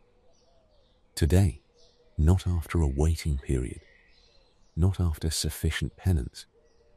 Today, the fear of being too late, the fear that you have waited too long and the window has closed, is answered by a man who was saved with his last breath. There is no too late with Jesus. As long as you are breathing, the invitation is open, and the answer is always yes. And then Jesus said, "It is finished." Tetelestai, paid in full. The work of salvation, complete. The debt of sin, settled. The barrier between God and humanity, destroyed. And the fear that you have to earn your way to safety, the fear that one more failure will push you past the point of grace, is answered by 3 words that declare the work done. Not by you, by him. And the done work is the ground you stand on when the fear comes. You are not standing on your own performance. You are standing on the finished work of Christ, and the finished work does not crumble. The cross is not the end. If it were, the fear would win. A good man dead, a beautiful life wasted, a promise broken by the most brutal reality of all. But the cross is not the end. It is the setup for the most fear-destroying event in the history of the universe. 3 days after the cross, the tomb was empty. The stone was rolled away, and an angel said words that have been demolishing fear ever since. He is not here. He has risen. Risen, alive. The one who was dead is alive. The one who was buried is walking. The one who seemed defeated is victorious. And the one thing that every human being fears above all else, death, has been defeated. Not theoretically, historically, physically. A dead man walked out of a tomb, and the walking out proved that death does not get the final word. Jesus does, and his word is life. The fear of death is the root of every other fear. When you trace any fear back far enough, you arrive at death. The fear of losing your job leads to the fear of not being able to provide, which leads to the fear of poverty, which leads to the fear of suffering, which leads to the fear of death. Every fear is a branch. Death is the root, and the resurrection cut the root. If Jesus has defeated death, then every fear that derives from death is a fear without a foundation. It may still feel real. Fear often does, but the foundation has been removed. The root has been cut, and a fear without a root, however loud it screams, has no power to hold you. It is noise without substance, sound without fury, and the one who silenced the storm with a word can silence the fear with the same word. He is not here. He has risen. That is the reason you do not need to be afraid. The worst thing has already happened, and it was defeated. The ultimate threat has already been carried out, and it was reversed. The final enemy has already done its worst, and it lost. If death cannot hold Jesus, then the thing you are afraid of tonight cannot hold you either. Because the risen Christ is the one who stands between you and every threat. And the risen Christ is undefeatable. And after the resurrection, the first people to encounter the risen Jesus heard the same phrase he had been speaking throughout his ministry. To the women at the tomb, he said, "Do not be afraid." To the disciples in the locked room, he said, "Peace be with you." To Mary Magdalene in the garden, he said her name in a voice that dissolved every fear she was carrying. The risen Christ speaks peace into fear. That is his nature. That is his mission. That is what he does. Forever, Mary Magdalene came to the tomb in the dark, expecting death. She found life. She was afraid because she thought the loss was permanent. The body was gone. The last tangible connection to the person she loved most had been taken. And the fear of permanent loss, the fear that the good thing is over and it is never coming back, was the loudest voice in her head. And then Jesus said her name, Mary, and the fear broke. Not gradually, in a word. One word, her name, called by the voice that knew her before she was born and will know her after the world has ended. The fear of permanent loss was answered by a presence that is permanently alive. He is not gone. He is not lost. He is not buried. He is standing in the garden, saying your name. And the loss that felt permanent is being overwritten by a life that is permanent. His life, available to you tonight, and to the disciples hiding in the locked room, terrified of the authorities, terrified of the future, terrified that the death of Jesus meant the death of everything they had believed in. Jesus appeared inside the locked room, without the doors being opened, And the first word he spoke was, "Peace be with you." Peace spoken into a room full of fear. Peace offered to the people who abandoned him. Peace given freely to the ones who failed him most spectacularly. That is the risen Christ. He does not enter the room with a list of grievances. He enters with peace.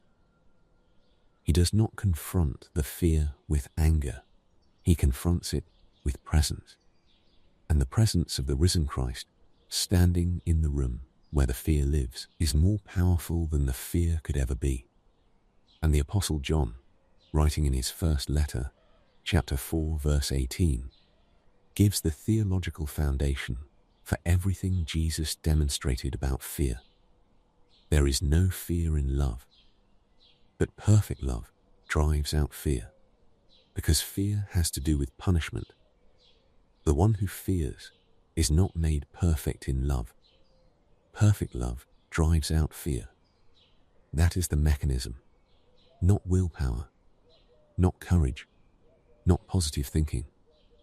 Love, the perfect love of God in Christ Jesus, the love that died on a cross, the love that walked out of a tomb, the love that nothing in all creation can separate you from. That love, when it enters the room where the fear lives, does not negotiate with the fear. It does not coexist with the fear. It drives it out the way light drives out darkness, not by fighting the darkness, by being light. The love does not fight the fear. It replaces the fear.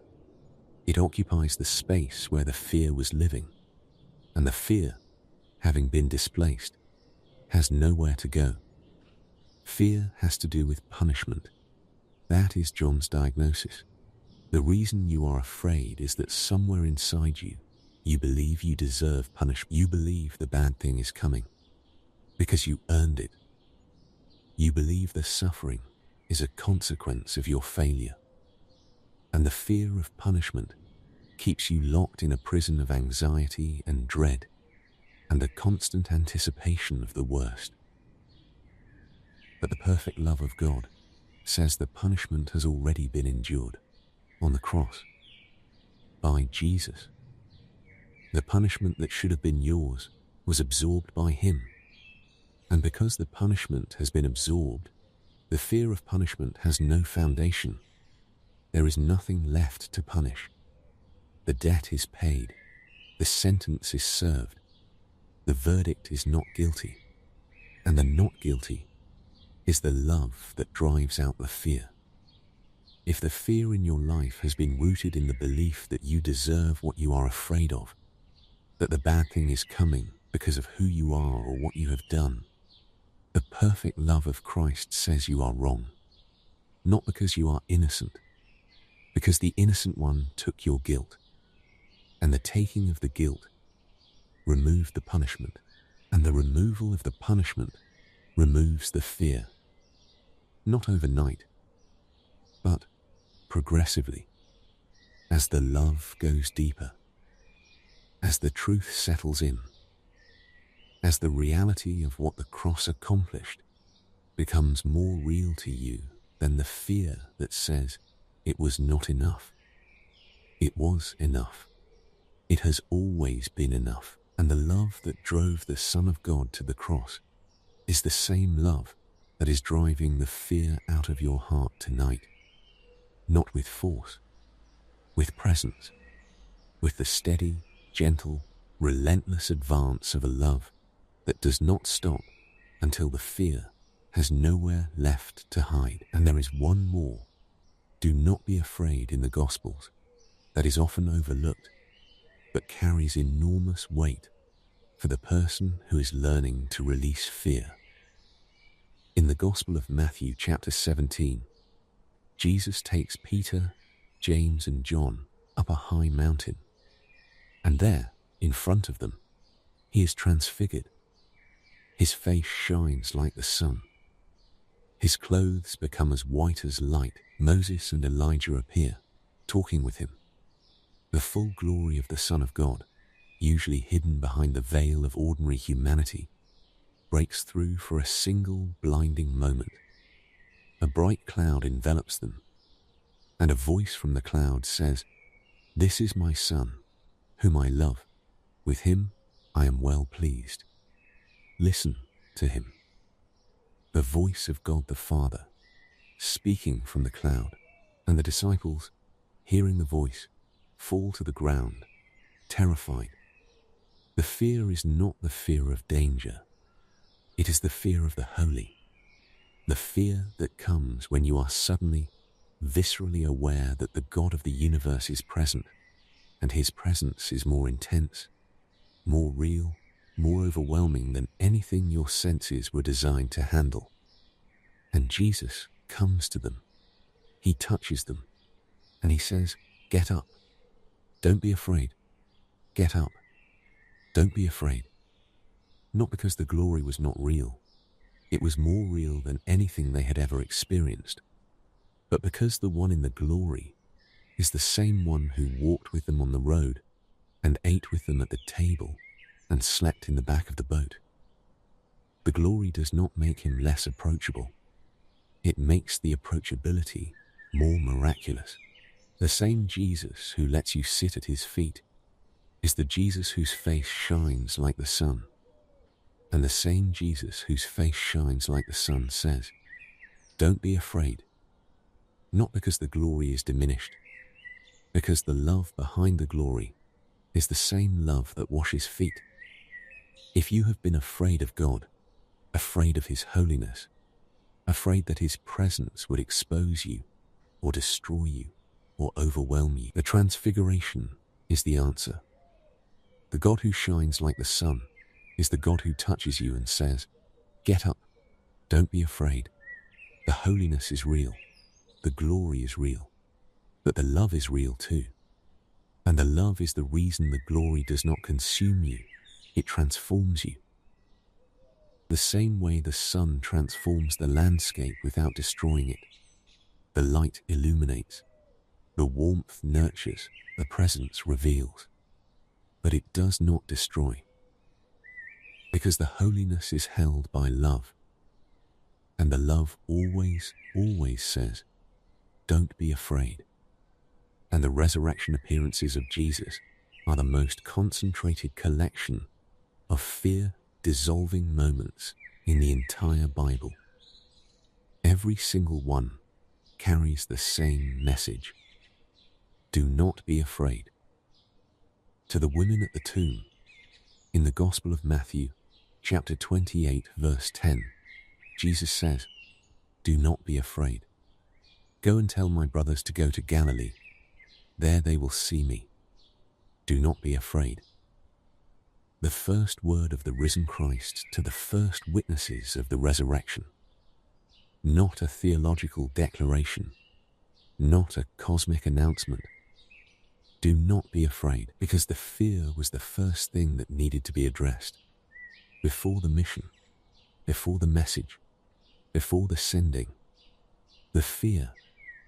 And the answer to the fear was the same as it had always been. His presence, his voice, his "do not be afraid." To the disciples in the locked room, in the Gospel of John chapter 20, Jesus appears and says, "Peace be with you." Then he shows them his hands and his side, the wounds, the proof, and the disciples are overjoyed. The fear that had locked the door was dissolved by the presence that walked through it. And to Mary Magdalene in the garden, Jesus says one word, her name, Mary, and the fear of permanent loss, the fear that the death of Jesus meant the end of everything, dissolved in the sound of her own name, spoken by the voice she thought she would never hear again. Every resurrection appearance is a "do not be afraid" moment. Every one is the risen Christ confronting the specific fear that each person or group was carrying and replacing it with his presence. The fear of death, the fear of judgment, the fear of abandonment, the fear of hopelessness, the fear of permanent loss. every single one addressed by the same solution. The risen Jesus, standing in the room, standing in the garden, standing on the road, standing on the beach, and saying with his presence what he has been saying with his words all along. Do not be afraid. I am here. I am alive. And because I am alive, everything the fear is telling you is a lie. And the vine and branches in the Gospel of John, chapter 15, provides the ongoing security that makes fearlessness sustainable.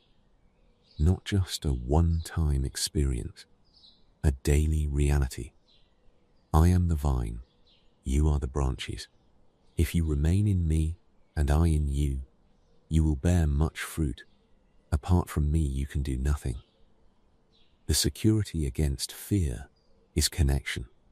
As long as the branch is connected to the vine, the life flows, the sap moves, the fruit grows, and the fear, which tries to tell you that you are cut off, alone, on your own, is refuted by the simple fact of connection. The vine does not disconnect. The vine does not withdraw. The vine does not grow tired of providing. The vine is faithful, and the faithfulness of the vine is the ongoing reason not to be afraid. Remain in my love. Stay connected, not by striving, by abiding, by choosing, in each moment when the fear rises, to turn your attention back to the vine, to the source, to the love that has been flowing since before you were born and will continue flowing after you have taken your last breath. The fear says you are disconnected. The vine says you are not. And the vine's word is more reliable than the fear's. And Psalm 139 describes a God whose knowledge of you is so complete, so intimate, so all-encompassing that the fear of being unknown, unseen, or overlooked is permanently dismantled. You have searched me, Lord, and you know me. He has searched you, not casually glanced at you. Searched, the way a doctor searches for the source of an illness, the way a detective searches for the truth, thoroughly, exhaustively, missing nothing. And the result of the searching is knowing. He knows you. Completely, you know when I sit and when I rise, you perceive my thoughts from afar. He knows your movements. He knows your thoughts before you think them, from afar. The distance does not impair his perception. He sees your internal world as clearly as your external world. Nothing is hidden. Nothing is missed. Nothing slips past. You discern my going out and my lying down. You are familiar with all my ways, all your ways, the good ways and the bad ways, the noble ways and the shameful ways, all of them known. And the knowing does not result in rejection. It results in continued presence. He knows all your ways. And he is still here. He is still holding. He is still speaking. He is still saying, do not be afraid. Where can I go from your spirit? Where can I flee from your presence? Nowhere. The fear of being beyond the reach of God's care is answered by the inescapability of God's presence. You cannot go where he is not. The highest height, the deepest depth, the farthest sea, the darkest room. He is there, always, without exception, without interruption. Even the darkness will not be dark to you. The night will shine like the day, for darkness is as light to you. The night that feels so heavy to you is transparent to God. The darkness that amplifies your fears is daylight to him. He sees through it. He moves in it. He is at home in it. And the fears that use the darkness as cover are fully visible to the one from whom nothing is hidden, For you created my inmost being. You knit me together in my mother's womb. I praise you, because I am fearfully and wonderfully made. Fearfully and wonderfully made. The God who made you with intention, with care, with the precision of a craftsman who does not make accidents. You are not a random assembly. You are a deliberate creation, and the one who made you knows your limits, your capacities, your breaking points, and your strengths, and he has never once put more on you than his grace can sustain. And Paul, writing to Timothy, says, "For the Spirit God gave us does not make us timid, but gives us power, love, and self-discipline." The Spirit inside you is not a spirit of fear. It is a spirit of power, of love, of self-discipline. Three direct opposites of fear. Power answers the fear of weakness. Love answers the fear of rejection. Self-discipline answers the fear of chaos. The Spirit that lives inside every believer is the living, active, moment-by-moment antidote to fear. And the Sabbath rest of Hebrews chapter 4 is the invitation to rest from the fear the way you rest from the work. There remains, then, a Sabbath rest for the people of God. For anyone who enters God's rest also rests from their works, just as God did from his. The resting from works includes the work of worrying, the work of fearing, the work of maintaining vigilance against threats you cannot control. The Sabbath rest is the releasing of all of it into the hands of the one who does not rest, because he does not need to. He holds everything while you rest, including the things you are afraid of. And the mercies of Lamentations chapter 3, verses 22 through 23, bridge the night and the morning with a promise that the fear cannot touch. Because of the Lord's great love we are not consumed, for his compassions never fail. They are new every morning. Great is your faithfulness. New every morning. The mercies that cover today will be replaced by fresh ones tomorrow. Whatever the fear is warning you about regarding tomorrow, the mercies for tomorrow are already being prepared. While you rest tonight, while the body heals and the mind processes and the soul is restored, the mercies for the morning are being made new by the one who does not grow tired, by the one who does not sleep, by the one whose faithfulness is great and whose compassions never fail. Tonight, the fear has been heard, every shape of it, every texture, every lie it tells, and every truth it distorts. The fear has been heard, and the fear has been answered, not with platitudes, with reasons, with the authority of Jesus over the storm, with the walking of Jesus through the waves, with the provision of the Father for the birds and the flowers, with the peace that is unlike the world's, with the victory that is already won, with the shepherd's protection, with the love that nothing can separate, with the promise to never leave, with the cross that absorbed the punishment, with the tomb that could not hold him, with the perfect love that drives out fear, with the Psalms and the prophets and the apostles and the risen Christ himself, standing in the room, standing in the garden, standing on the beach, and saying the same thing he has always said to the afraid.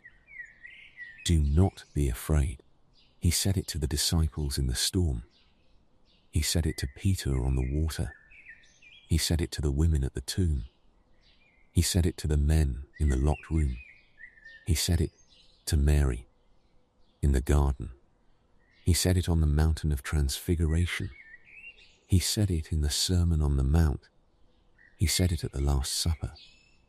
He said it throughout his ministry, in every encounter with every frightened soul who crossed his path. And he says it to you tonight with the same authority, the same compassion, the same love, the same reasons. Do not be afraid. The storm is calm. The shepherd is near. The tomb is empty. The love is unbreakable. The promise is permanent. The Spirit is present. The mercies are new. And the one who said it is the same yesterday, today, and forever.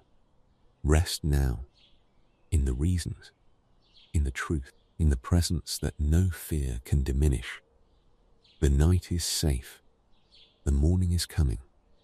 And the one who holds both is holding you.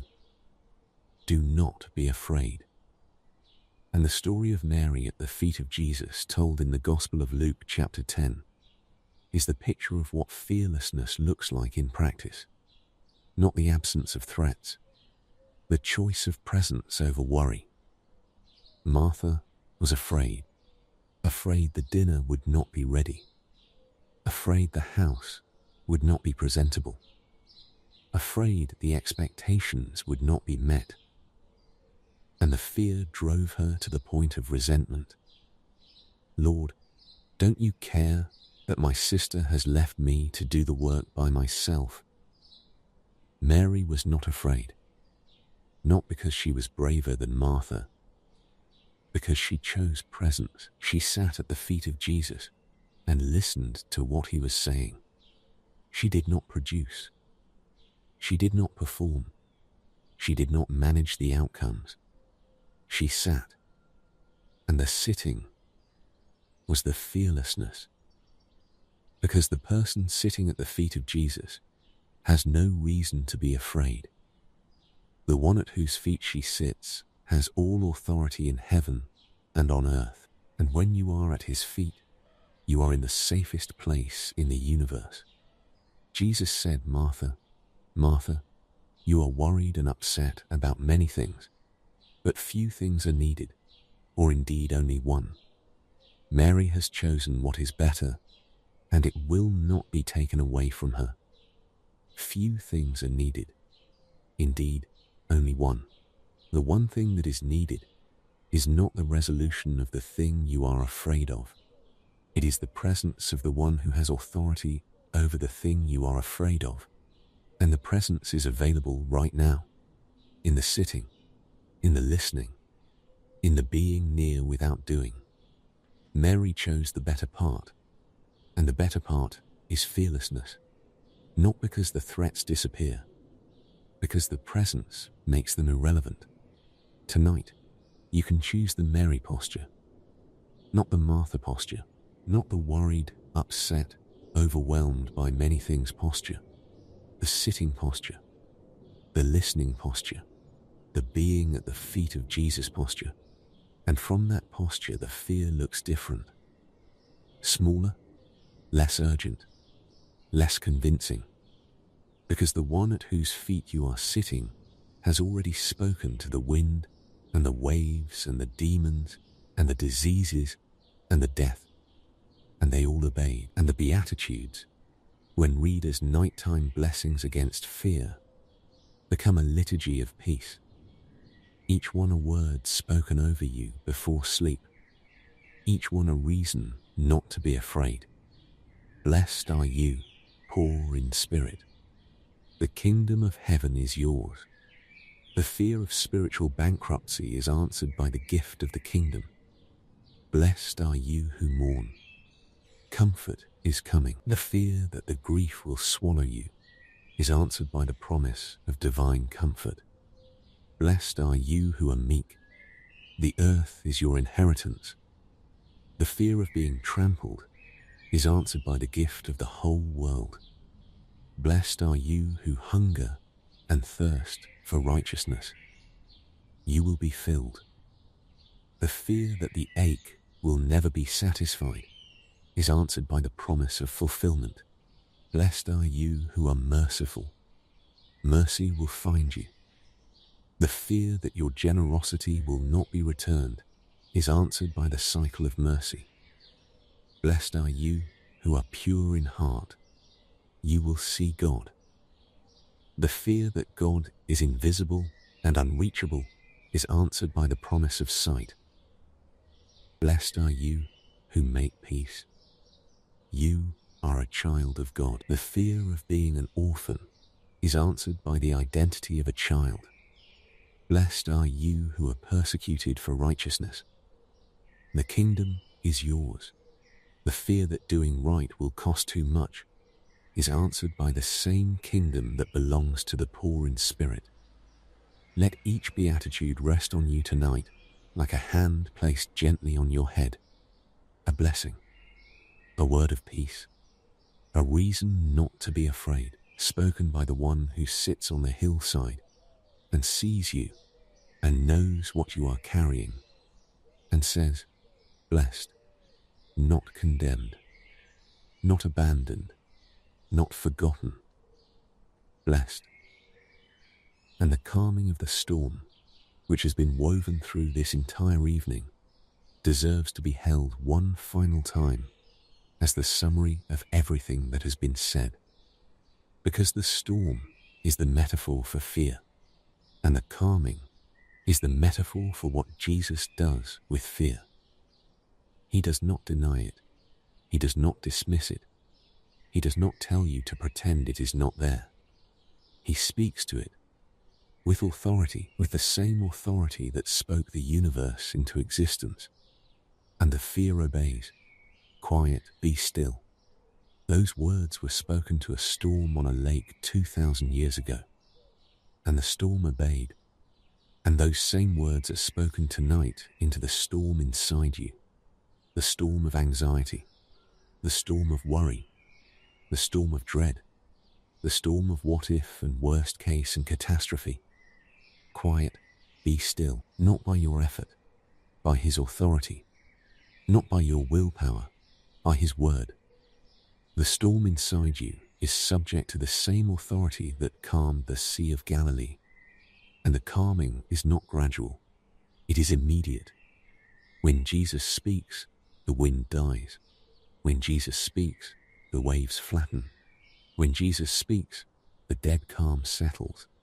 And the dead calm is the peace that transcends understanding, the peace that guards the heart and mind, the peace that allows sleep and rest, and the releasing of every white-knuckled grip that the fear has been maintaining all day. Let the dead calm settle over you now. Not the anxious calm of someone who is trying not to be anxious.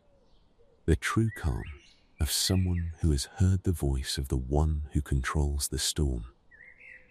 And the voice has said, quiet, be still. And the storm has obeyed. And what is left is the deepest, most restful, most peaceful silence you have experienced in a long time.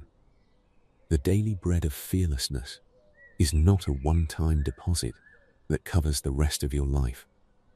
It is a daily provision. The way manna was provided to the Israelites in the wilderness, enough for one day at a time. The fearlessness that comes from the presence and promises of Jesus is provided daily, not because God is stingy, because he wants you to come back every morning, every evening, every time the fear rises. Come back to the words, to the promises, to the reasons, to the presence, and the provision will be there. Fresh, new, sufficient. Give us today our daily bread. That is the prayer. And the bread includes the bread of peace, the bread of courage, the bread of fearlessness, provided daily by the Father who knows what you need before you ask. And the practice of releasing fear is not a one-time event. It is a daily discipline, a moment-by-moment choosing. The fear will come back. Tomorrow, next week, in the middle of the night 3 months from now. The fear is persistent, but the reasons not to fear are more persistent. And every time the fear returns, the practice is the same. Remember the reasons. Return to the presence. Repeat the promises. And let the fear be outweighed by the truth. Again, and again, and again, as many times as necessary, for as long as the fear persists, until the fear becomes a whisper and the truth becomes the loudest voice in the room. And the Christ who provides the daily bread of fearlessness is the same Christ. Always. Jesus Christ is the same yesterday and today and forever.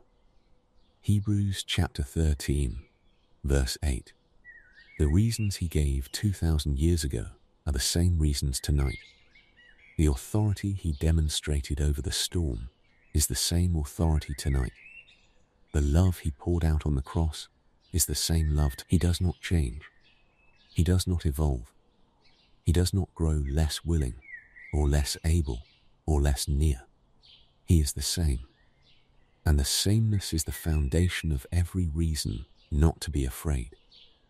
And the Spirit who lives inside every believer is the daily companion in the daily discipline of fearlessness. The Spirit who prays when you cannot. The Spirit who groans the prayers that have no words. The Spirit who intercedes with the Father on your behalf, translating your fear into the language of heaven and receiving the Father's peace in return. You are not practicing fearlessness alone. The Spirit is with you, inside you, active, empowering, guiding, comforting. And the Spirit is not a spirit of timidity. The Spirit is a spirit of power, love, and self-discipline. The three things the fear is trying to take from you. And the Spirit gives them back. Every day, every hour, every time the fear rises and the truth needs to rise higher. Rest now. The reasons have been given. The stories have been told. The promises have been spoken. The presence has been established. And the fear, which seemed so large at the beginning of this evening, has been met by something larger. The love of God in Christ Jesus. The authority of the risen Lord. The faithfulness of the Good Shepherd. The constancy of the unchanging Christ. The power of the Spirit who dwells within. The fear does not have the final word tonight. Jesus does, and his word, spoken with all the authority of heaven and earth, spoken from the hillside and the upper room, and the garden and the cross and the empty tomb, spoken to the terrified and the anxious and the panicked, and the grief-stricken, and the guilty and the lonely and the sleepless and the afraid. His word is the same word it has always been. Do not be afraid. I am with you. I have overcome. My peace I give you. And nothing in all creation can separate you from my love. Rest in that tonight. Let it hold you. Let it carry you into the sleep that the fear has been stealing. Let it cover you like a blanket woven from the promises of God. And when the morning comes, and the fears of a new day begin to stir, return to the reasons. They will still be here, as fresh as the mercies, as strong as the shepherd, as permanent as the love. Do not be afraid. The one who spoke those words has never once been wrong, and he is speaking them to you, right now, tonight, and always, because that is who he is. The one who speaks peace into fear, the one who walks through storms to reach the afraid, the one who stands at the door and says, "It is I." Do not be afraid. Let those words be the last thing you hear tonight, and let the peace they carry hold you until the morning comes. The morning will come. It always does. And the mercies waiting there are new, and the one who calmed the storm will be there. The same, unchanged, ready, with the same authority, the same love, the same word he has been speaking to the afraid since the beginning of time. Do not be afraid. I am with you. And the evening brings its own particular fears, not the fears of the day, which are diffused by activity and distraction, the fears of the night, which are concentrated by silence and darkness. When the noise stops and the lights go off and the only company is your own thoughts, the fears that stayed manageable during the day become large in the dark. They grow, they multiply, they whisper with a persistence that is impossible to ignore when there is nothing else to listen to. The fear of the night itself is one of the oldest fears in human existence. The dark is unfamiliar territory. The absence of light removes the ability to see, to assess, to prepare. You cannot see what is coming. You cannot evaluate the threat. You are vulnerable in a way that the day does not allow. And the vulnerability feeds the fear, and the fear feeds the wakefulness, and the wakefulness feeds the exhaustion, and the exhaustion feeds the fear again, in a cycle that has kept more people awake than any single worry ever could. If that is where you are tonight, then the Psalms address the fear of the night with a specificity that should make every sleepless person listen carefully. Psalm 4 verse 8, "In peace I will lie down and sleep. For you alone, Lord, make me dwell in safety." In peace, not in anxiety, not in the grip of the what-ifs. In peace, I will lie down, not lie awake. Lie down and sleep, not toss and turn. Sleep, because you alone, Lord, make me dwell in safety. The safety is not produced by the locked door. It is produced by the Lord alone. And the safety he provides is the safety that allows sleep, because the one watching does not sleep. He watches while you rest. He guards while your consciousness fades. He holds while your body enters the vulnerable state of unconsciousness, and his holding does not loosen in the night. Psalm 91, verses 1 through 6.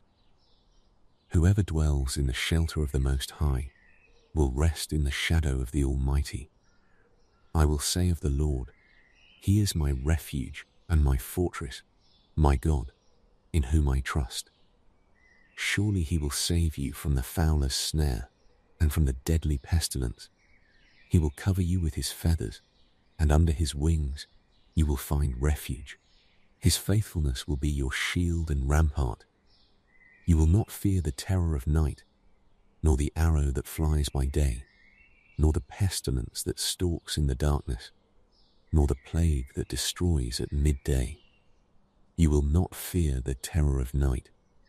That is a specific promise for the specific hour. The night has terrors. They are real. The darkness amplifies them. The silence gives them room to breathe. But the psalm says you will not fear them. Not because they do not exist, because the one who shelters you is the Almighty, and the Almighty's feathers are wrapped around you tonight. His wings are over you. His faithfulness is your shield, and the shield does not lower when the sun goes down. It rises. Psalm 121. I lift up my eyes to the mountains. Where does my help come from? My help comes from the Lord, the maker of heaven and earth. He will not let your foot slip. He who watches over you will not slumber. Indeed, he who watches over Israel will neither slumber nor sleep. The Lord watches over you. The Lord is your shade at your right side.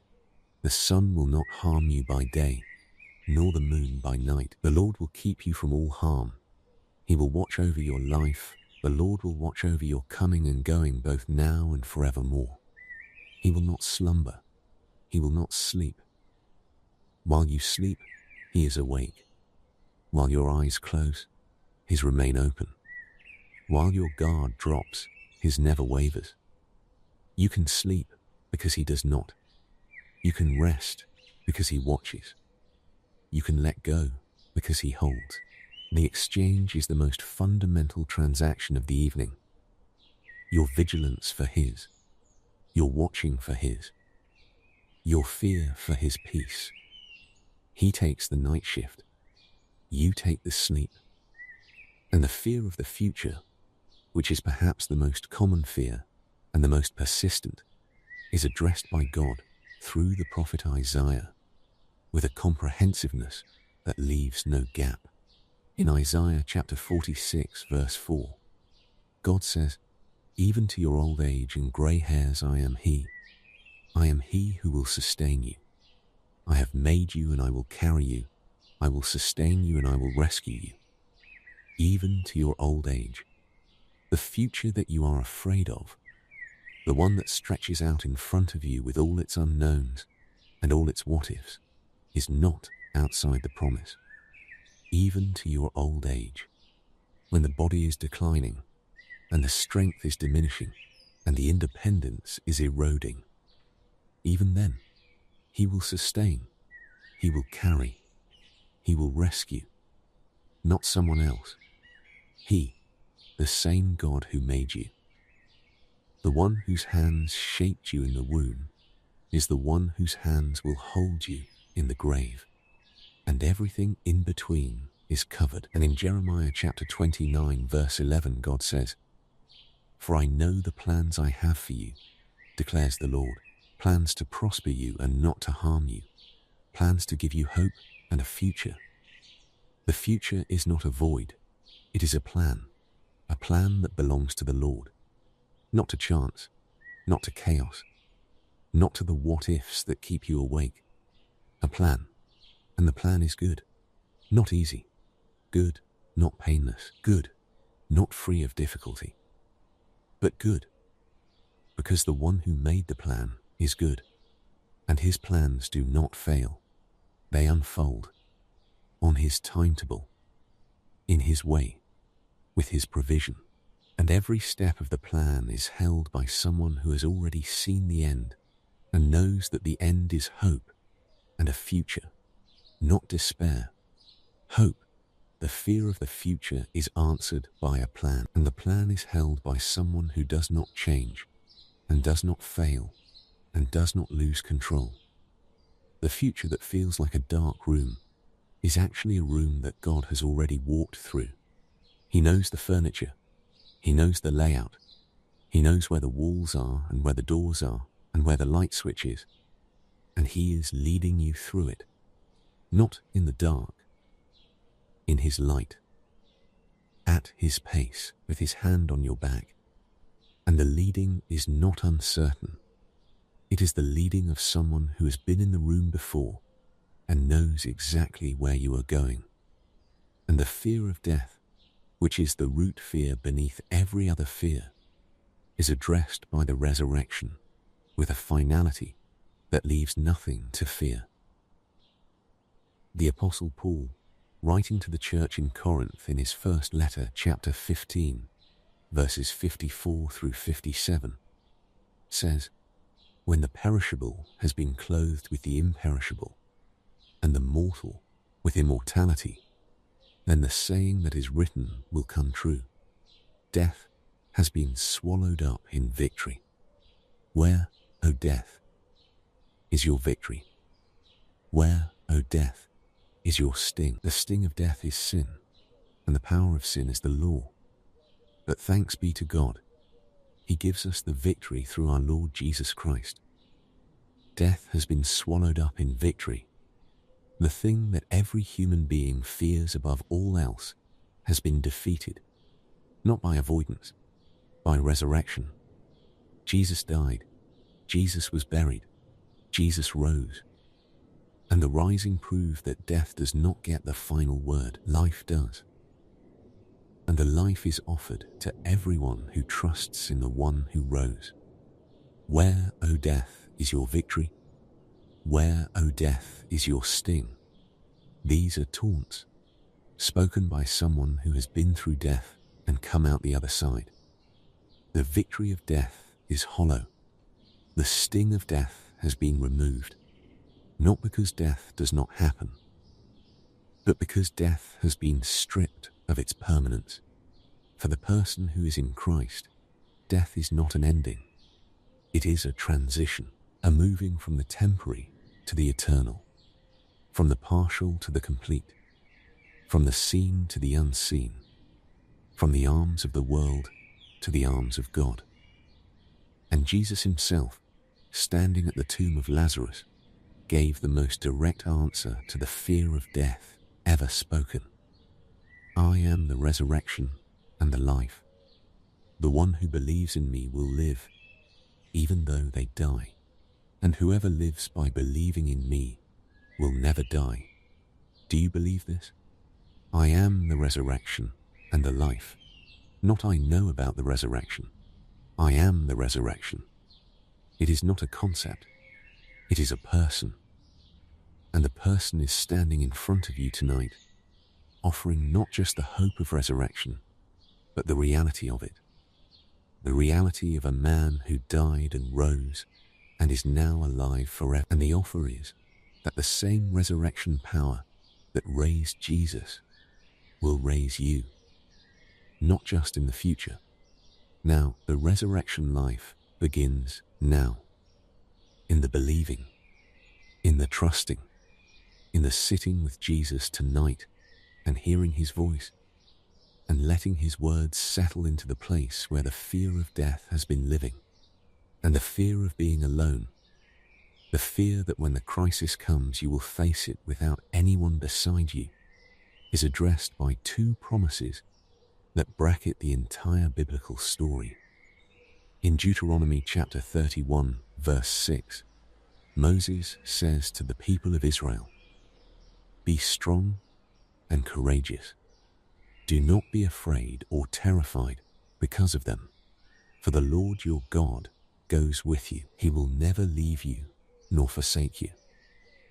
And in the Gospel of Matthew chapter 28, verse 20, Jesus says, "And surely I am with you always, to the very end of the age."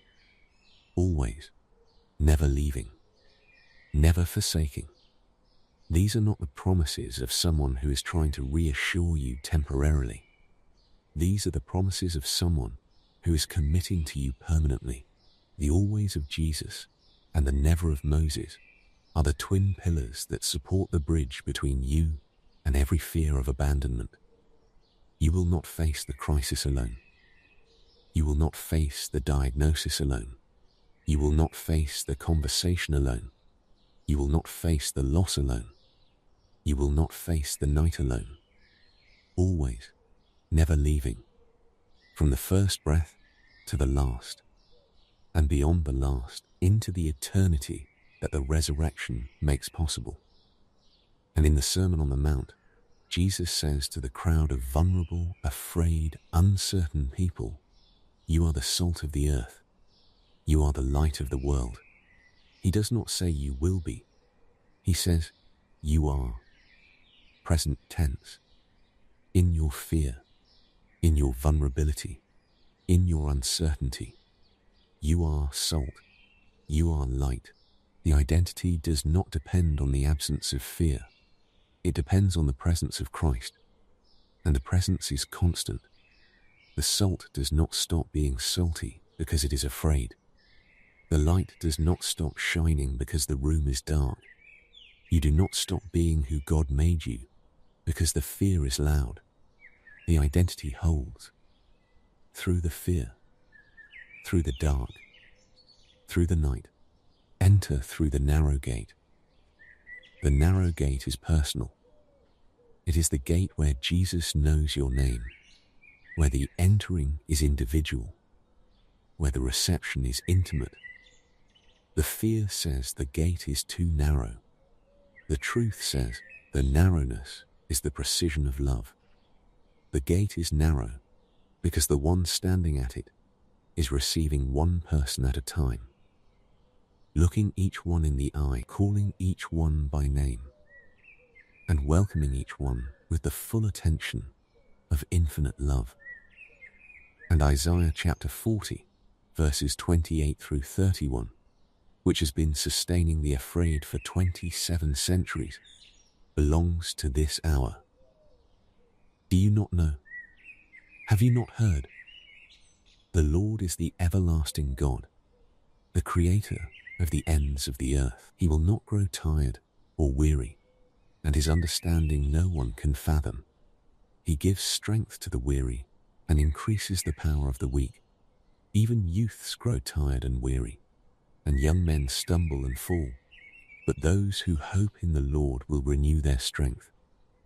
They will soar on wings like eagles. They will run and not grow weary. They will walk and not be faint. The everlasting God does not grow tired. When your strength runs out because the fear has been consuming it all day, His does not. When your ability to cope is depleted, His is infinite. And the promise is not that you will never feel afraid. The promise is that when you do, strength will be renewed. Not your strength recycled. New strength from outside yourself, from the everlasting God who does not grow weary. And Paul, in Philippians chapter 4, verses 4 through 9, gives the practice that transforms fear into peace. Rejoice in the Lord always. I will say it again, rejoice. Let your gentleness be evident to all. The Lord is near. Do not be anxious about anything, but in every situation, by prayer and petition, with thanksgiving, present your requests to God. And the peace of God, which transcends all understanding, will guard your hearts and your minds in Christ Jesus. Finally, brothers and sisters, whatever is true, whatever is noble, whatever is right, whatever is pure, whatever is lovely, whatever is admirable, if anything is excellent or praiseworthy, think about such things. The practice has steps. Rejoice, even in the fear. Because the rejoicing is not in the circumstances, it is in the Lord, and the Lord has not changed. The Lord is near. That is the reason for the rejoicing. He is near. Not far, not absent. Near. In this room. In this night. In this fear. Do not be anxious. Present your requests with thanksgiving. Not with panic, with the gratitude of someone who knows that the one receiving the request has already proven his willingness to help. And the peace comes. Not the peace of understanding, the peace that transcends it, the peace that guards, that protects, that stands between you and the anxiety like a wall that cannot be breached.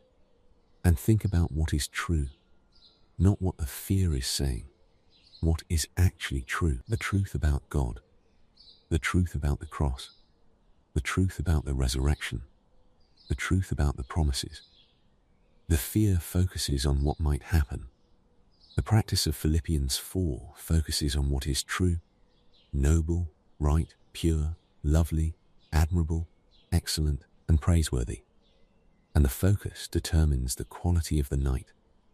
The fear has been loud tonight, but the truth is louder, not in volume, in weight. The weight of every promise, the weight of every story, the weight of every encounter where Jesus met the afraid and said, "Do not be afraid." The weight accumulates, and the fear, which seemed so heavy at the beginning of the evening, is being outweighed by the truth. Let the weight settle. Let the truth do its work.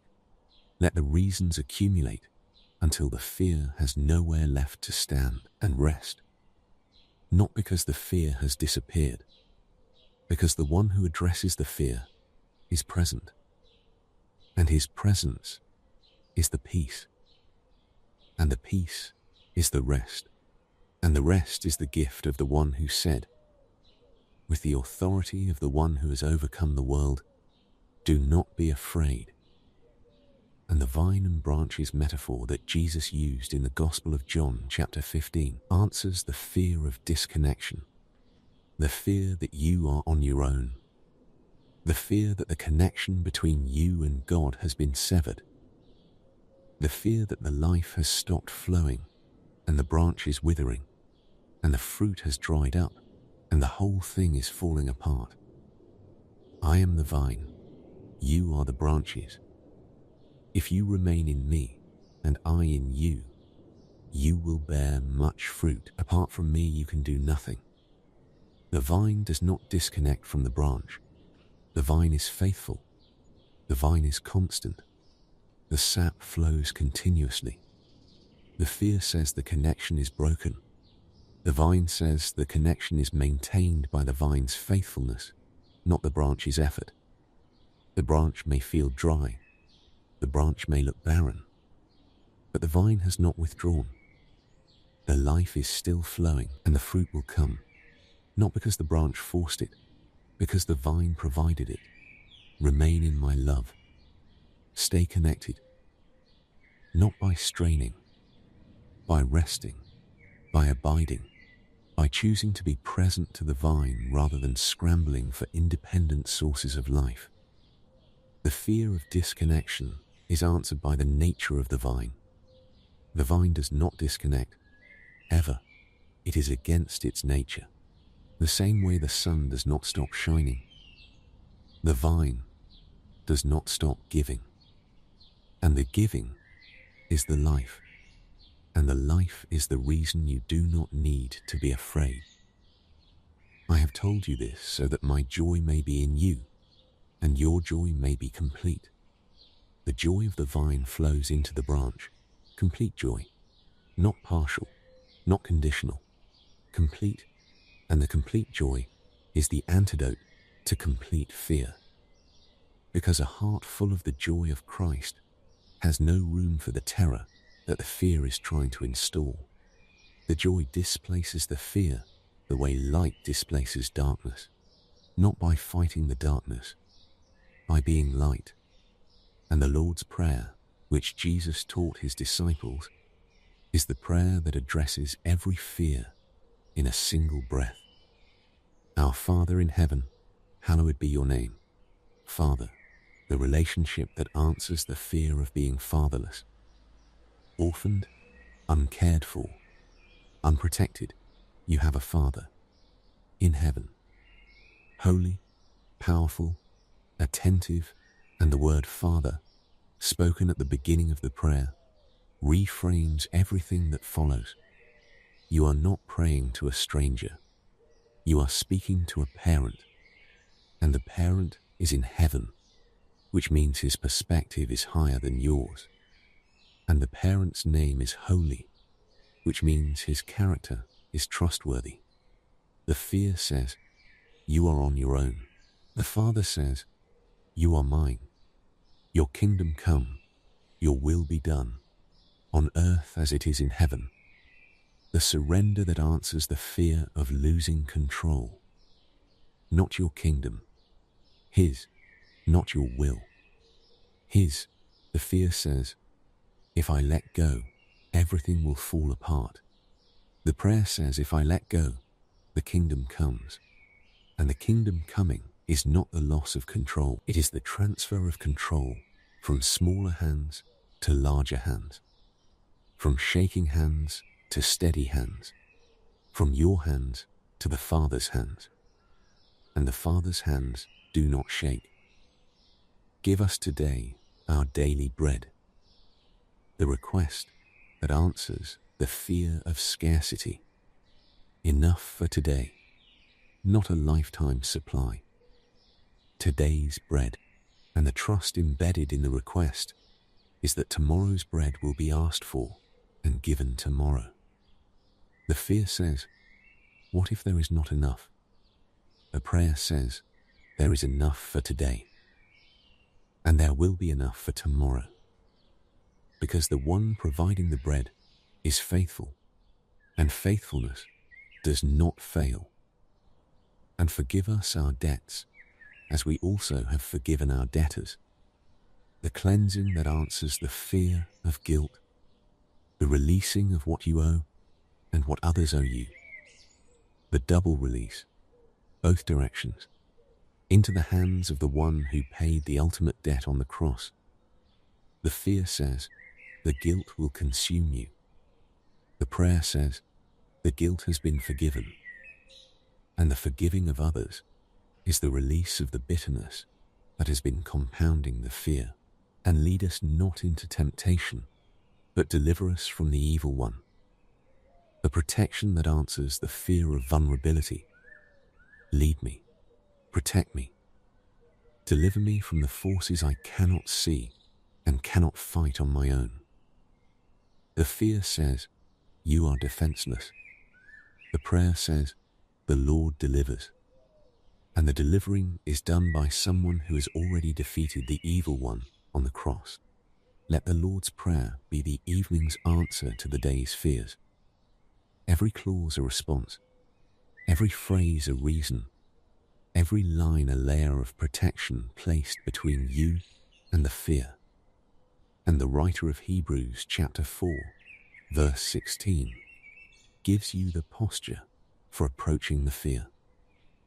Let us then approach God's throne of grace with confidence so that we may receive mercy and find grace to help us in our time of need. With confidence, not with fear. The approaching of God is done with confidence because the throne is not a throne of judgment, it is a throne of grace.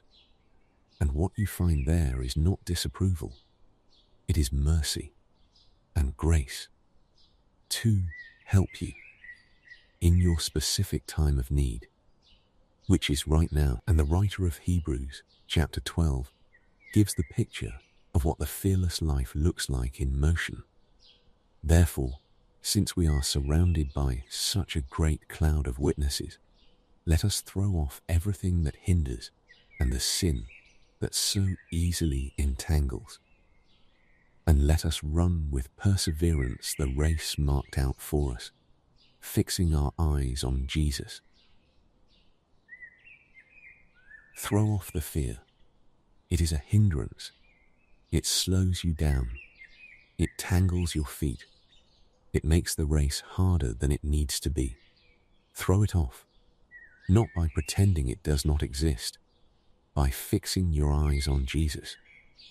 The looking is the throwing off. When your eyes are on Jesus, the fear loses its grip. When your eyes are on the fear, Jesus loses his visibility. The discipline of fearlessness is not the discipline of not feeling afraid. It is the discipline of looking in the right direction. At Jesus, the pioneer and perfecter of faith, the one who ran the race before you and finished it, the one who knows every obstacle and has already overcome it.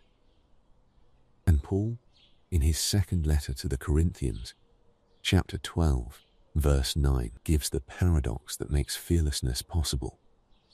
My grace is sufficient for you, for my power is made perfect in weakness. In weakness, not in strength. The very thing the fear uses against you, your weakness, your vulnerability, your inability to handle what is ahead, is the thing God uses to display his power. The weakness is not the obstacle. It is the canvas. And the power of God painted on the canvas of your weakness is the most beautiful, most fearless, most unshakable thing in the universe. And Paul, in the same letter, chapter 4, verses 16 through 18, gives the perspective that makes the fear bearable even when it does not disappear. Therefore, we do not lose heart, though outwardly we are wasting away, yet inwardly we are being renewed day by day. For our light and momentary troubles are achieving for us an eternal glory that far outweighs them all. The troubles are light, not because they are easy, because the glory they are producing is so immeasurably heavy that the troubles look like feathers by comparison. And the glory is eternal. The troubles end, the glory does not. The fear focuses on the temporary, the faith focuses on the eternal, and the eternal outweighs everything the fear is pointing at. So we fix our eyes not on what is seen, but on what is unseen, since what is seen is temporary, but what is unseen is eternal. The fear is fixated on the seen, the visible problem, the measurable threat, the quantifiable danger. But the seen is temporary, It will change. It will pass. It will end. The unseen, the love of God, the presence of Christ, the power of the Spirit, the promise that nothing can separate, these are eternal. They do not change. They do not pass. They do not end. And when you fix your eyes on the eternal instead of the temporal, the fear shrinks. Not because the threat is not real, because the eternal is more real. And the story of Martha and Mary in the Gospel of Luke chapter 10 answers the fear of being idle. The fear that if you stop working, stop producing, stop doing, everything will fall apart. Martha is the embodiment of this fear. She is working because she is afraid that if she stops, the house will not be ready, the food will not be served, the expectations will not be met, and the fear drives her to the point of resentment. Lord, don't you care that my sister has left me to do the work by myself? And Jesus says, Martha, Martha, you are worried and upset about many things, but few things are needed, or indeed only one. Mary has chosen what is better, and it will not be taken away from her. The fear of being idle is answered by the truth that the sitting is more important than the doing. The presence is more valuable than the productivity. The one thing that is needed is not another task accomplished. It is Jesus, being near him, listening to him, sitting at his feet, not earning, receiving, not performing, resting.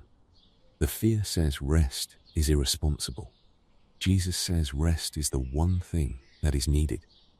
And Jesus Christ is the same yesterday and today and forever. Hebrews chapter 13, verse 8. The constancy of Christ is the final answer to the fluctuating nature of fear. Fear changes with the news. Fear shifts with the diagnosis. Fear grows with the unknown. But Jesus does not change. He is the same yesterday, today, forever, and the promises he made yesterday are the same promises today. And the power he demonstrated yesterday is the same power today. And the love he showed yesterday is the same love today. The sameness is the stability. The sameness is the anchor. The sameness is the reason you do not need to be afraid. And the mercies are new every morning.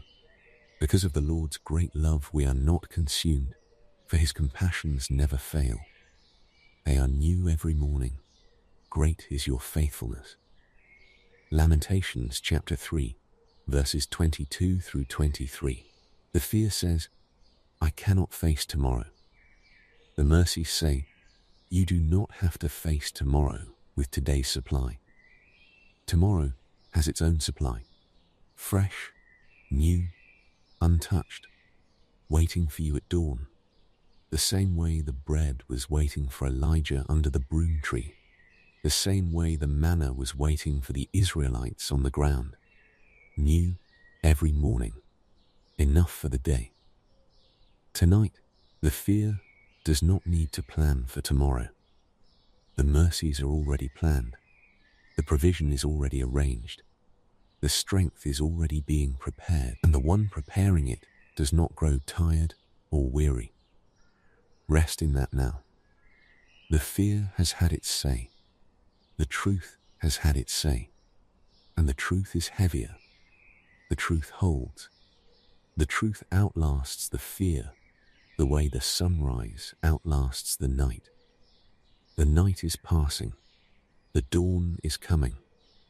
And the mercies waiting at the dawn are new, fresh, sufficient, and the one providing them is the same one who calmed the storm, walked on the water, fed the thousands, healed the leper, forgave the sinner, raised the dead, and walked out of the tomb. He said, do not be afraid. And he gave you the reasons, and the reasons are enough. Rest now in the reasons. in the truth, in the love that drives out fear. The storm is calm, the shepherd is near, the tomb is empty, the love is unbreakable, the promise is permanent, and the one who spoke it is the same yesterday, today, and forever. Do not be afraid. He is with you, and he is not going anywhere. And the Psalms, those ancient songs of the soul, provide the language for the heart that is learning to let go of fear. Each one a declaration, each one a reason, each one a truth that has been dismantling fear for 3,000 years. The Lord is my shepherd, I lack nothing. That is Psalm 23. And the reason not to fear is in the first line. If the Lord is your shepherd, you lack nothing. Not because you have everything you want, because you have the one who provides everything you need. And the one who provides does not grow tired, does not get distracted, does not go on vacation. The provision is constant, and the constant provision is the answer to the fear of scarcity. He makes me lie down in green pastures. He leads me beside quiet waters. He refreshes my soul. The shepherd leads to places of rest, not places of danger. The fear says, the road ahead is threatening. The shepherd says, the road ahead includes green pastures and quiet waters and a refreshed soul. The fear and the shepherd are telling different stories about the future, and the shepherd's story is the true one. Even though I walk through the darkest valley, I will fear no evil, for you are with me. The darkest valley, the worst case scenario, the thing you are most afraid of, even there, even in the absolute depth of the worst, I will fear no evil, not because the valley is not dark, because you are with me. 4 words that outweigh every fear. You are with me. The presence of the shepherd in the valley changes the valley from a place of death to a place of passage. You are walking through it, not living in it, and the one walking with you has been through every valley that has ever existed and has never once lost a sheep. The Lord is my light and my salvation. Whom shall I fear? The Lord is the stronghold of my life. Of whom shall I be afraid? That is Psalm 27, verse 1. The fear asks, what about this threat? What about that danger? The psalm answers with a question of its own. Whom shall I fear? If the Lord is your light, the darkness cannot blind you. If the Lord is your salvation, the danger cannot destroy you. If the Lord is the stronghold of your life, the attack cannot penetrate you. The fear is disarmed not by the absence of threats, but by the presence of the one who is bigger than all of them. God is our refuge and strength, an ever-present help in trouble. That is Psalm 46, verse 1. Refuge, strength, help, in trouble. Not before trouble, not after trouble, in trouble. When the trouble is happening, when the fear is most acute, that is when the help arrives, because that is when the help is most needed. And the help is ever present, not intermittent, not conditional, ever present, always available, always sufficient, always there. Therefore we will not fear, though the earth give way, and the mountains fall into the heart of the sea. Psalm 46, verse 2. The earth giving way, the mountains falling, the total collapse of everything that seemed stable. And the response is, we will not fear. Not because the collapse is not real, because the God who is our refuge is more real, and the refuge holds when everything else falls. Be still, and know that I am God. Psalm 46, verse 10. The command to be still is the command to stop feeding the fear. Fear thrives on movement, on pacing, on planning, on rehearsing worst-case scenarios. Stillness starves the fear, because in the stillness, the voice of God becomes audible, and the voice of God says, I am God. And the knowing of that, the deep, settled soul level, knowing that the one in charge is God and not the thing you are afraid of, is the antidote to every fear. Whoever dwells in the shelter of the Most High will rest in the shadow of the Almighty. That is Psalm 91, verse 1. The shelter, the shadow, the resting place of the one who is drawn close to God. Tonight, you are in the shelter. The fear says you are exposed. The psalm says you are sheltered. The fear says you are vulnerable. The psalm says you are under the shadow of the Almighty. And the shadow of the Almighty is not a dark place. It is the safest place in the universe. You will not fear the terror of night, nor the arrow that flies by day. Psalm 91 verse 5. You will not fear the terror of night. That is a specific promise for the specific hour you are in. The night has terrors. The darkness amplifies them. The quiet gives them room to grow. But the promise says, you will not fear them. Not because they are not real, because the one who shelters you is more real. He who watches over Israel will neither slumber nor sleep. Psalm 121, verse 4. While you lie awake wrestling with fear, God is awake too. Not because he is anxious, because he is faithful. He watches all night, every night, without a single moment of inattention. And the watching is not passive. It is protective. It is proactive. It is the watching of someone who has already identified every threat and is already positioned to address it. Where can I go from your spirit? Where can I flee from your presence? Psalm 139, verse 7. Nowhere. The fear of being alone, of being beyond the reach of God's care, is demolished by this verse. There is no place in the universe where God is not. The heights, the depths, the far side of the sea, the darkest room, the loneliest night. He is there. The fear says, you are isolated.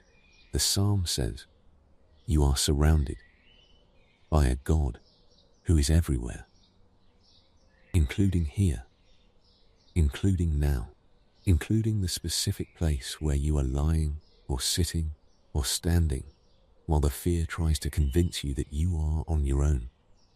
Even the darkness will not be dark to you.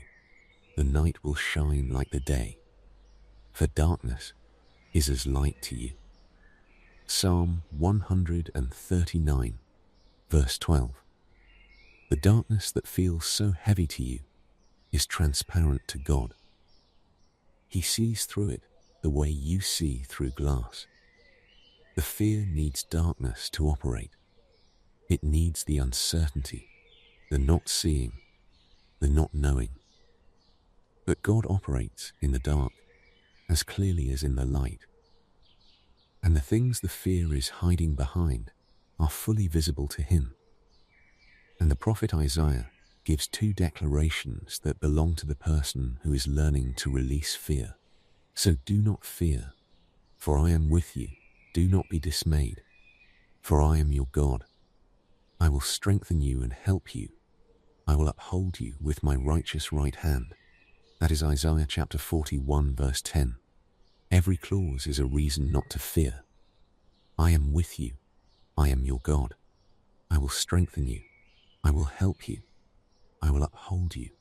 5 reasons in one verse. 5 pillars of security.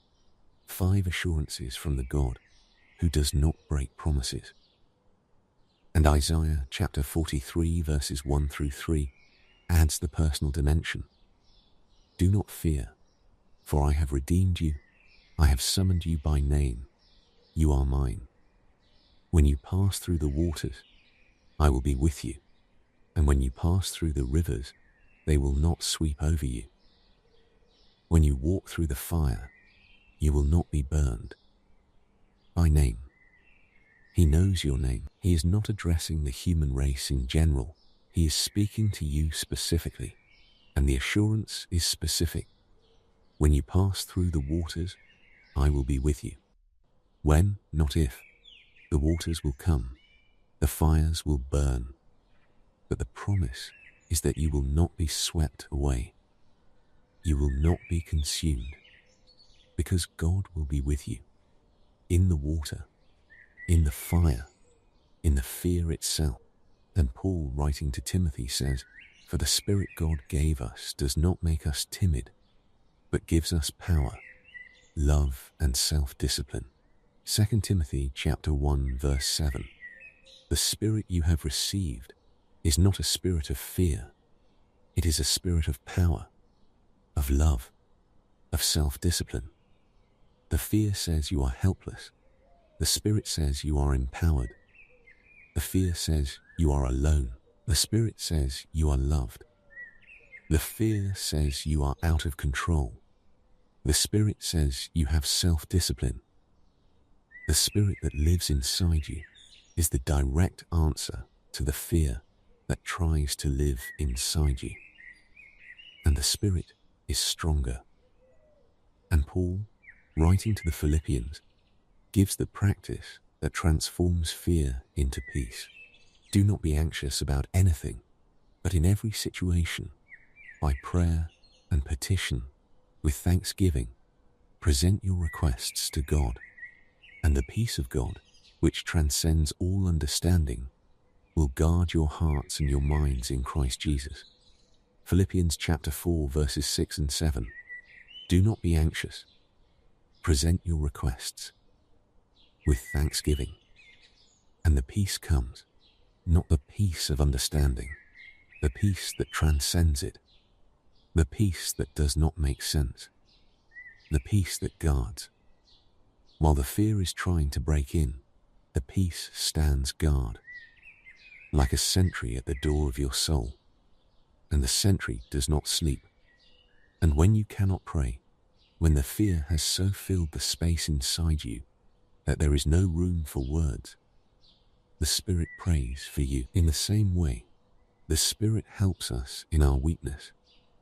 We do not know what we ought to pray for, but the Spirit Himself intercedes for us through wordless groans. Romans chapter 8, verse 26. The Spirit translates your fear into the language of heaven. He takes the wordless ache and presents it to the Father as a perfect prayer. You are never without a voice before God, even when the fear has stolen your words. And the prodigal son story in Luke chapter 15 answers the fear of going home. The fear that says, I have been too far. I have done too much. The door is closed. The father was watching. The father ran. The father embraced. The father restored. The fear of going home is answered by a father who runs toward the son who is coming home, not away from him. And the hemorrhaging woman in Mark chapter 5 answers the fear of reaching out. The fear that says, I am not worthy to ask. I am not important enough to notice. My need is too small or too messy or too embarrassing. She reached. She touched the edge of His garment. And Jesus stopped everything for one desperate touch. Daughter, your faith has healed you. Go in peace. And the lost sheep in Luke chapter 15 answers the fear of being forgotten. The fear that says, no one is looking for me. No one has noticed I am gone. I am 1 out of 100, and the 100 does not miss me. The shepherd left the 99. He searched until he found. He carried the sheep home on his shoulders, and he threw a party. Because the finding matters more than the losing, and the one was never forgotten. Not for a single moment. And so the reasons accumulate, layer upon layer, truth upon truth, like a wall being built between you and the fear. Not a wall that traps you, a wall that protects you. The authority of Jesus over the storm, the walking of Jesus toward you through the waves, the provision of the Father who feeds the birds, the peace that is unlike the world's, the victory that is already won, the shepherd who lays down his life, the love that nothing can separate, the promise that he will never leave, the cross that absorbed the punishment, the tomb that could not hold him, the perfect love that drives out fear, the psalms that declare safety, the prophets that promise presence, the spirit that prays when you cannot. These are not platitudes, they are reasons, and they are spoken by the one who has all authority in heaven and on earth, the one who calmed the storm, the one who walked on the water, the one who died on the cross, the one who walked out of the tomb, the one who is sitting with you right now, in the dark, in the quiet, in the place where the fear has been the loudest voice in the room. He is here, and he is louder, not in volume, in weight. The weight of his truth is heavier than the weight of your fear. The mass of his love is greater than the mass of your anxiety. The reality of his presence is more real than the reality of your dread. Let the weight settle. Let the truth displace the lies. Let the reasons pile up until the fear has no room left to stand. You do not need to be afraid. Not because the threats are not real, because the one who is with you is more real. Not because the pain will not come, because the one who walks through pain with you has already overcome it. Not because the future is clear, because the one who holds the future is good and faithful and near and strong and loving and present and unchanging and eternal. Rest in the reasons tonight. Let them be the blanket that the fear has been trying to pull off. Let them cover you, warm you, shield you from the cold of the what-ifs and the terror of the unknowns. The one who said, "Do not be afraid," knew what he was saying. He knew the storms. He knew the wolves. He knew the cross. He knew the grave.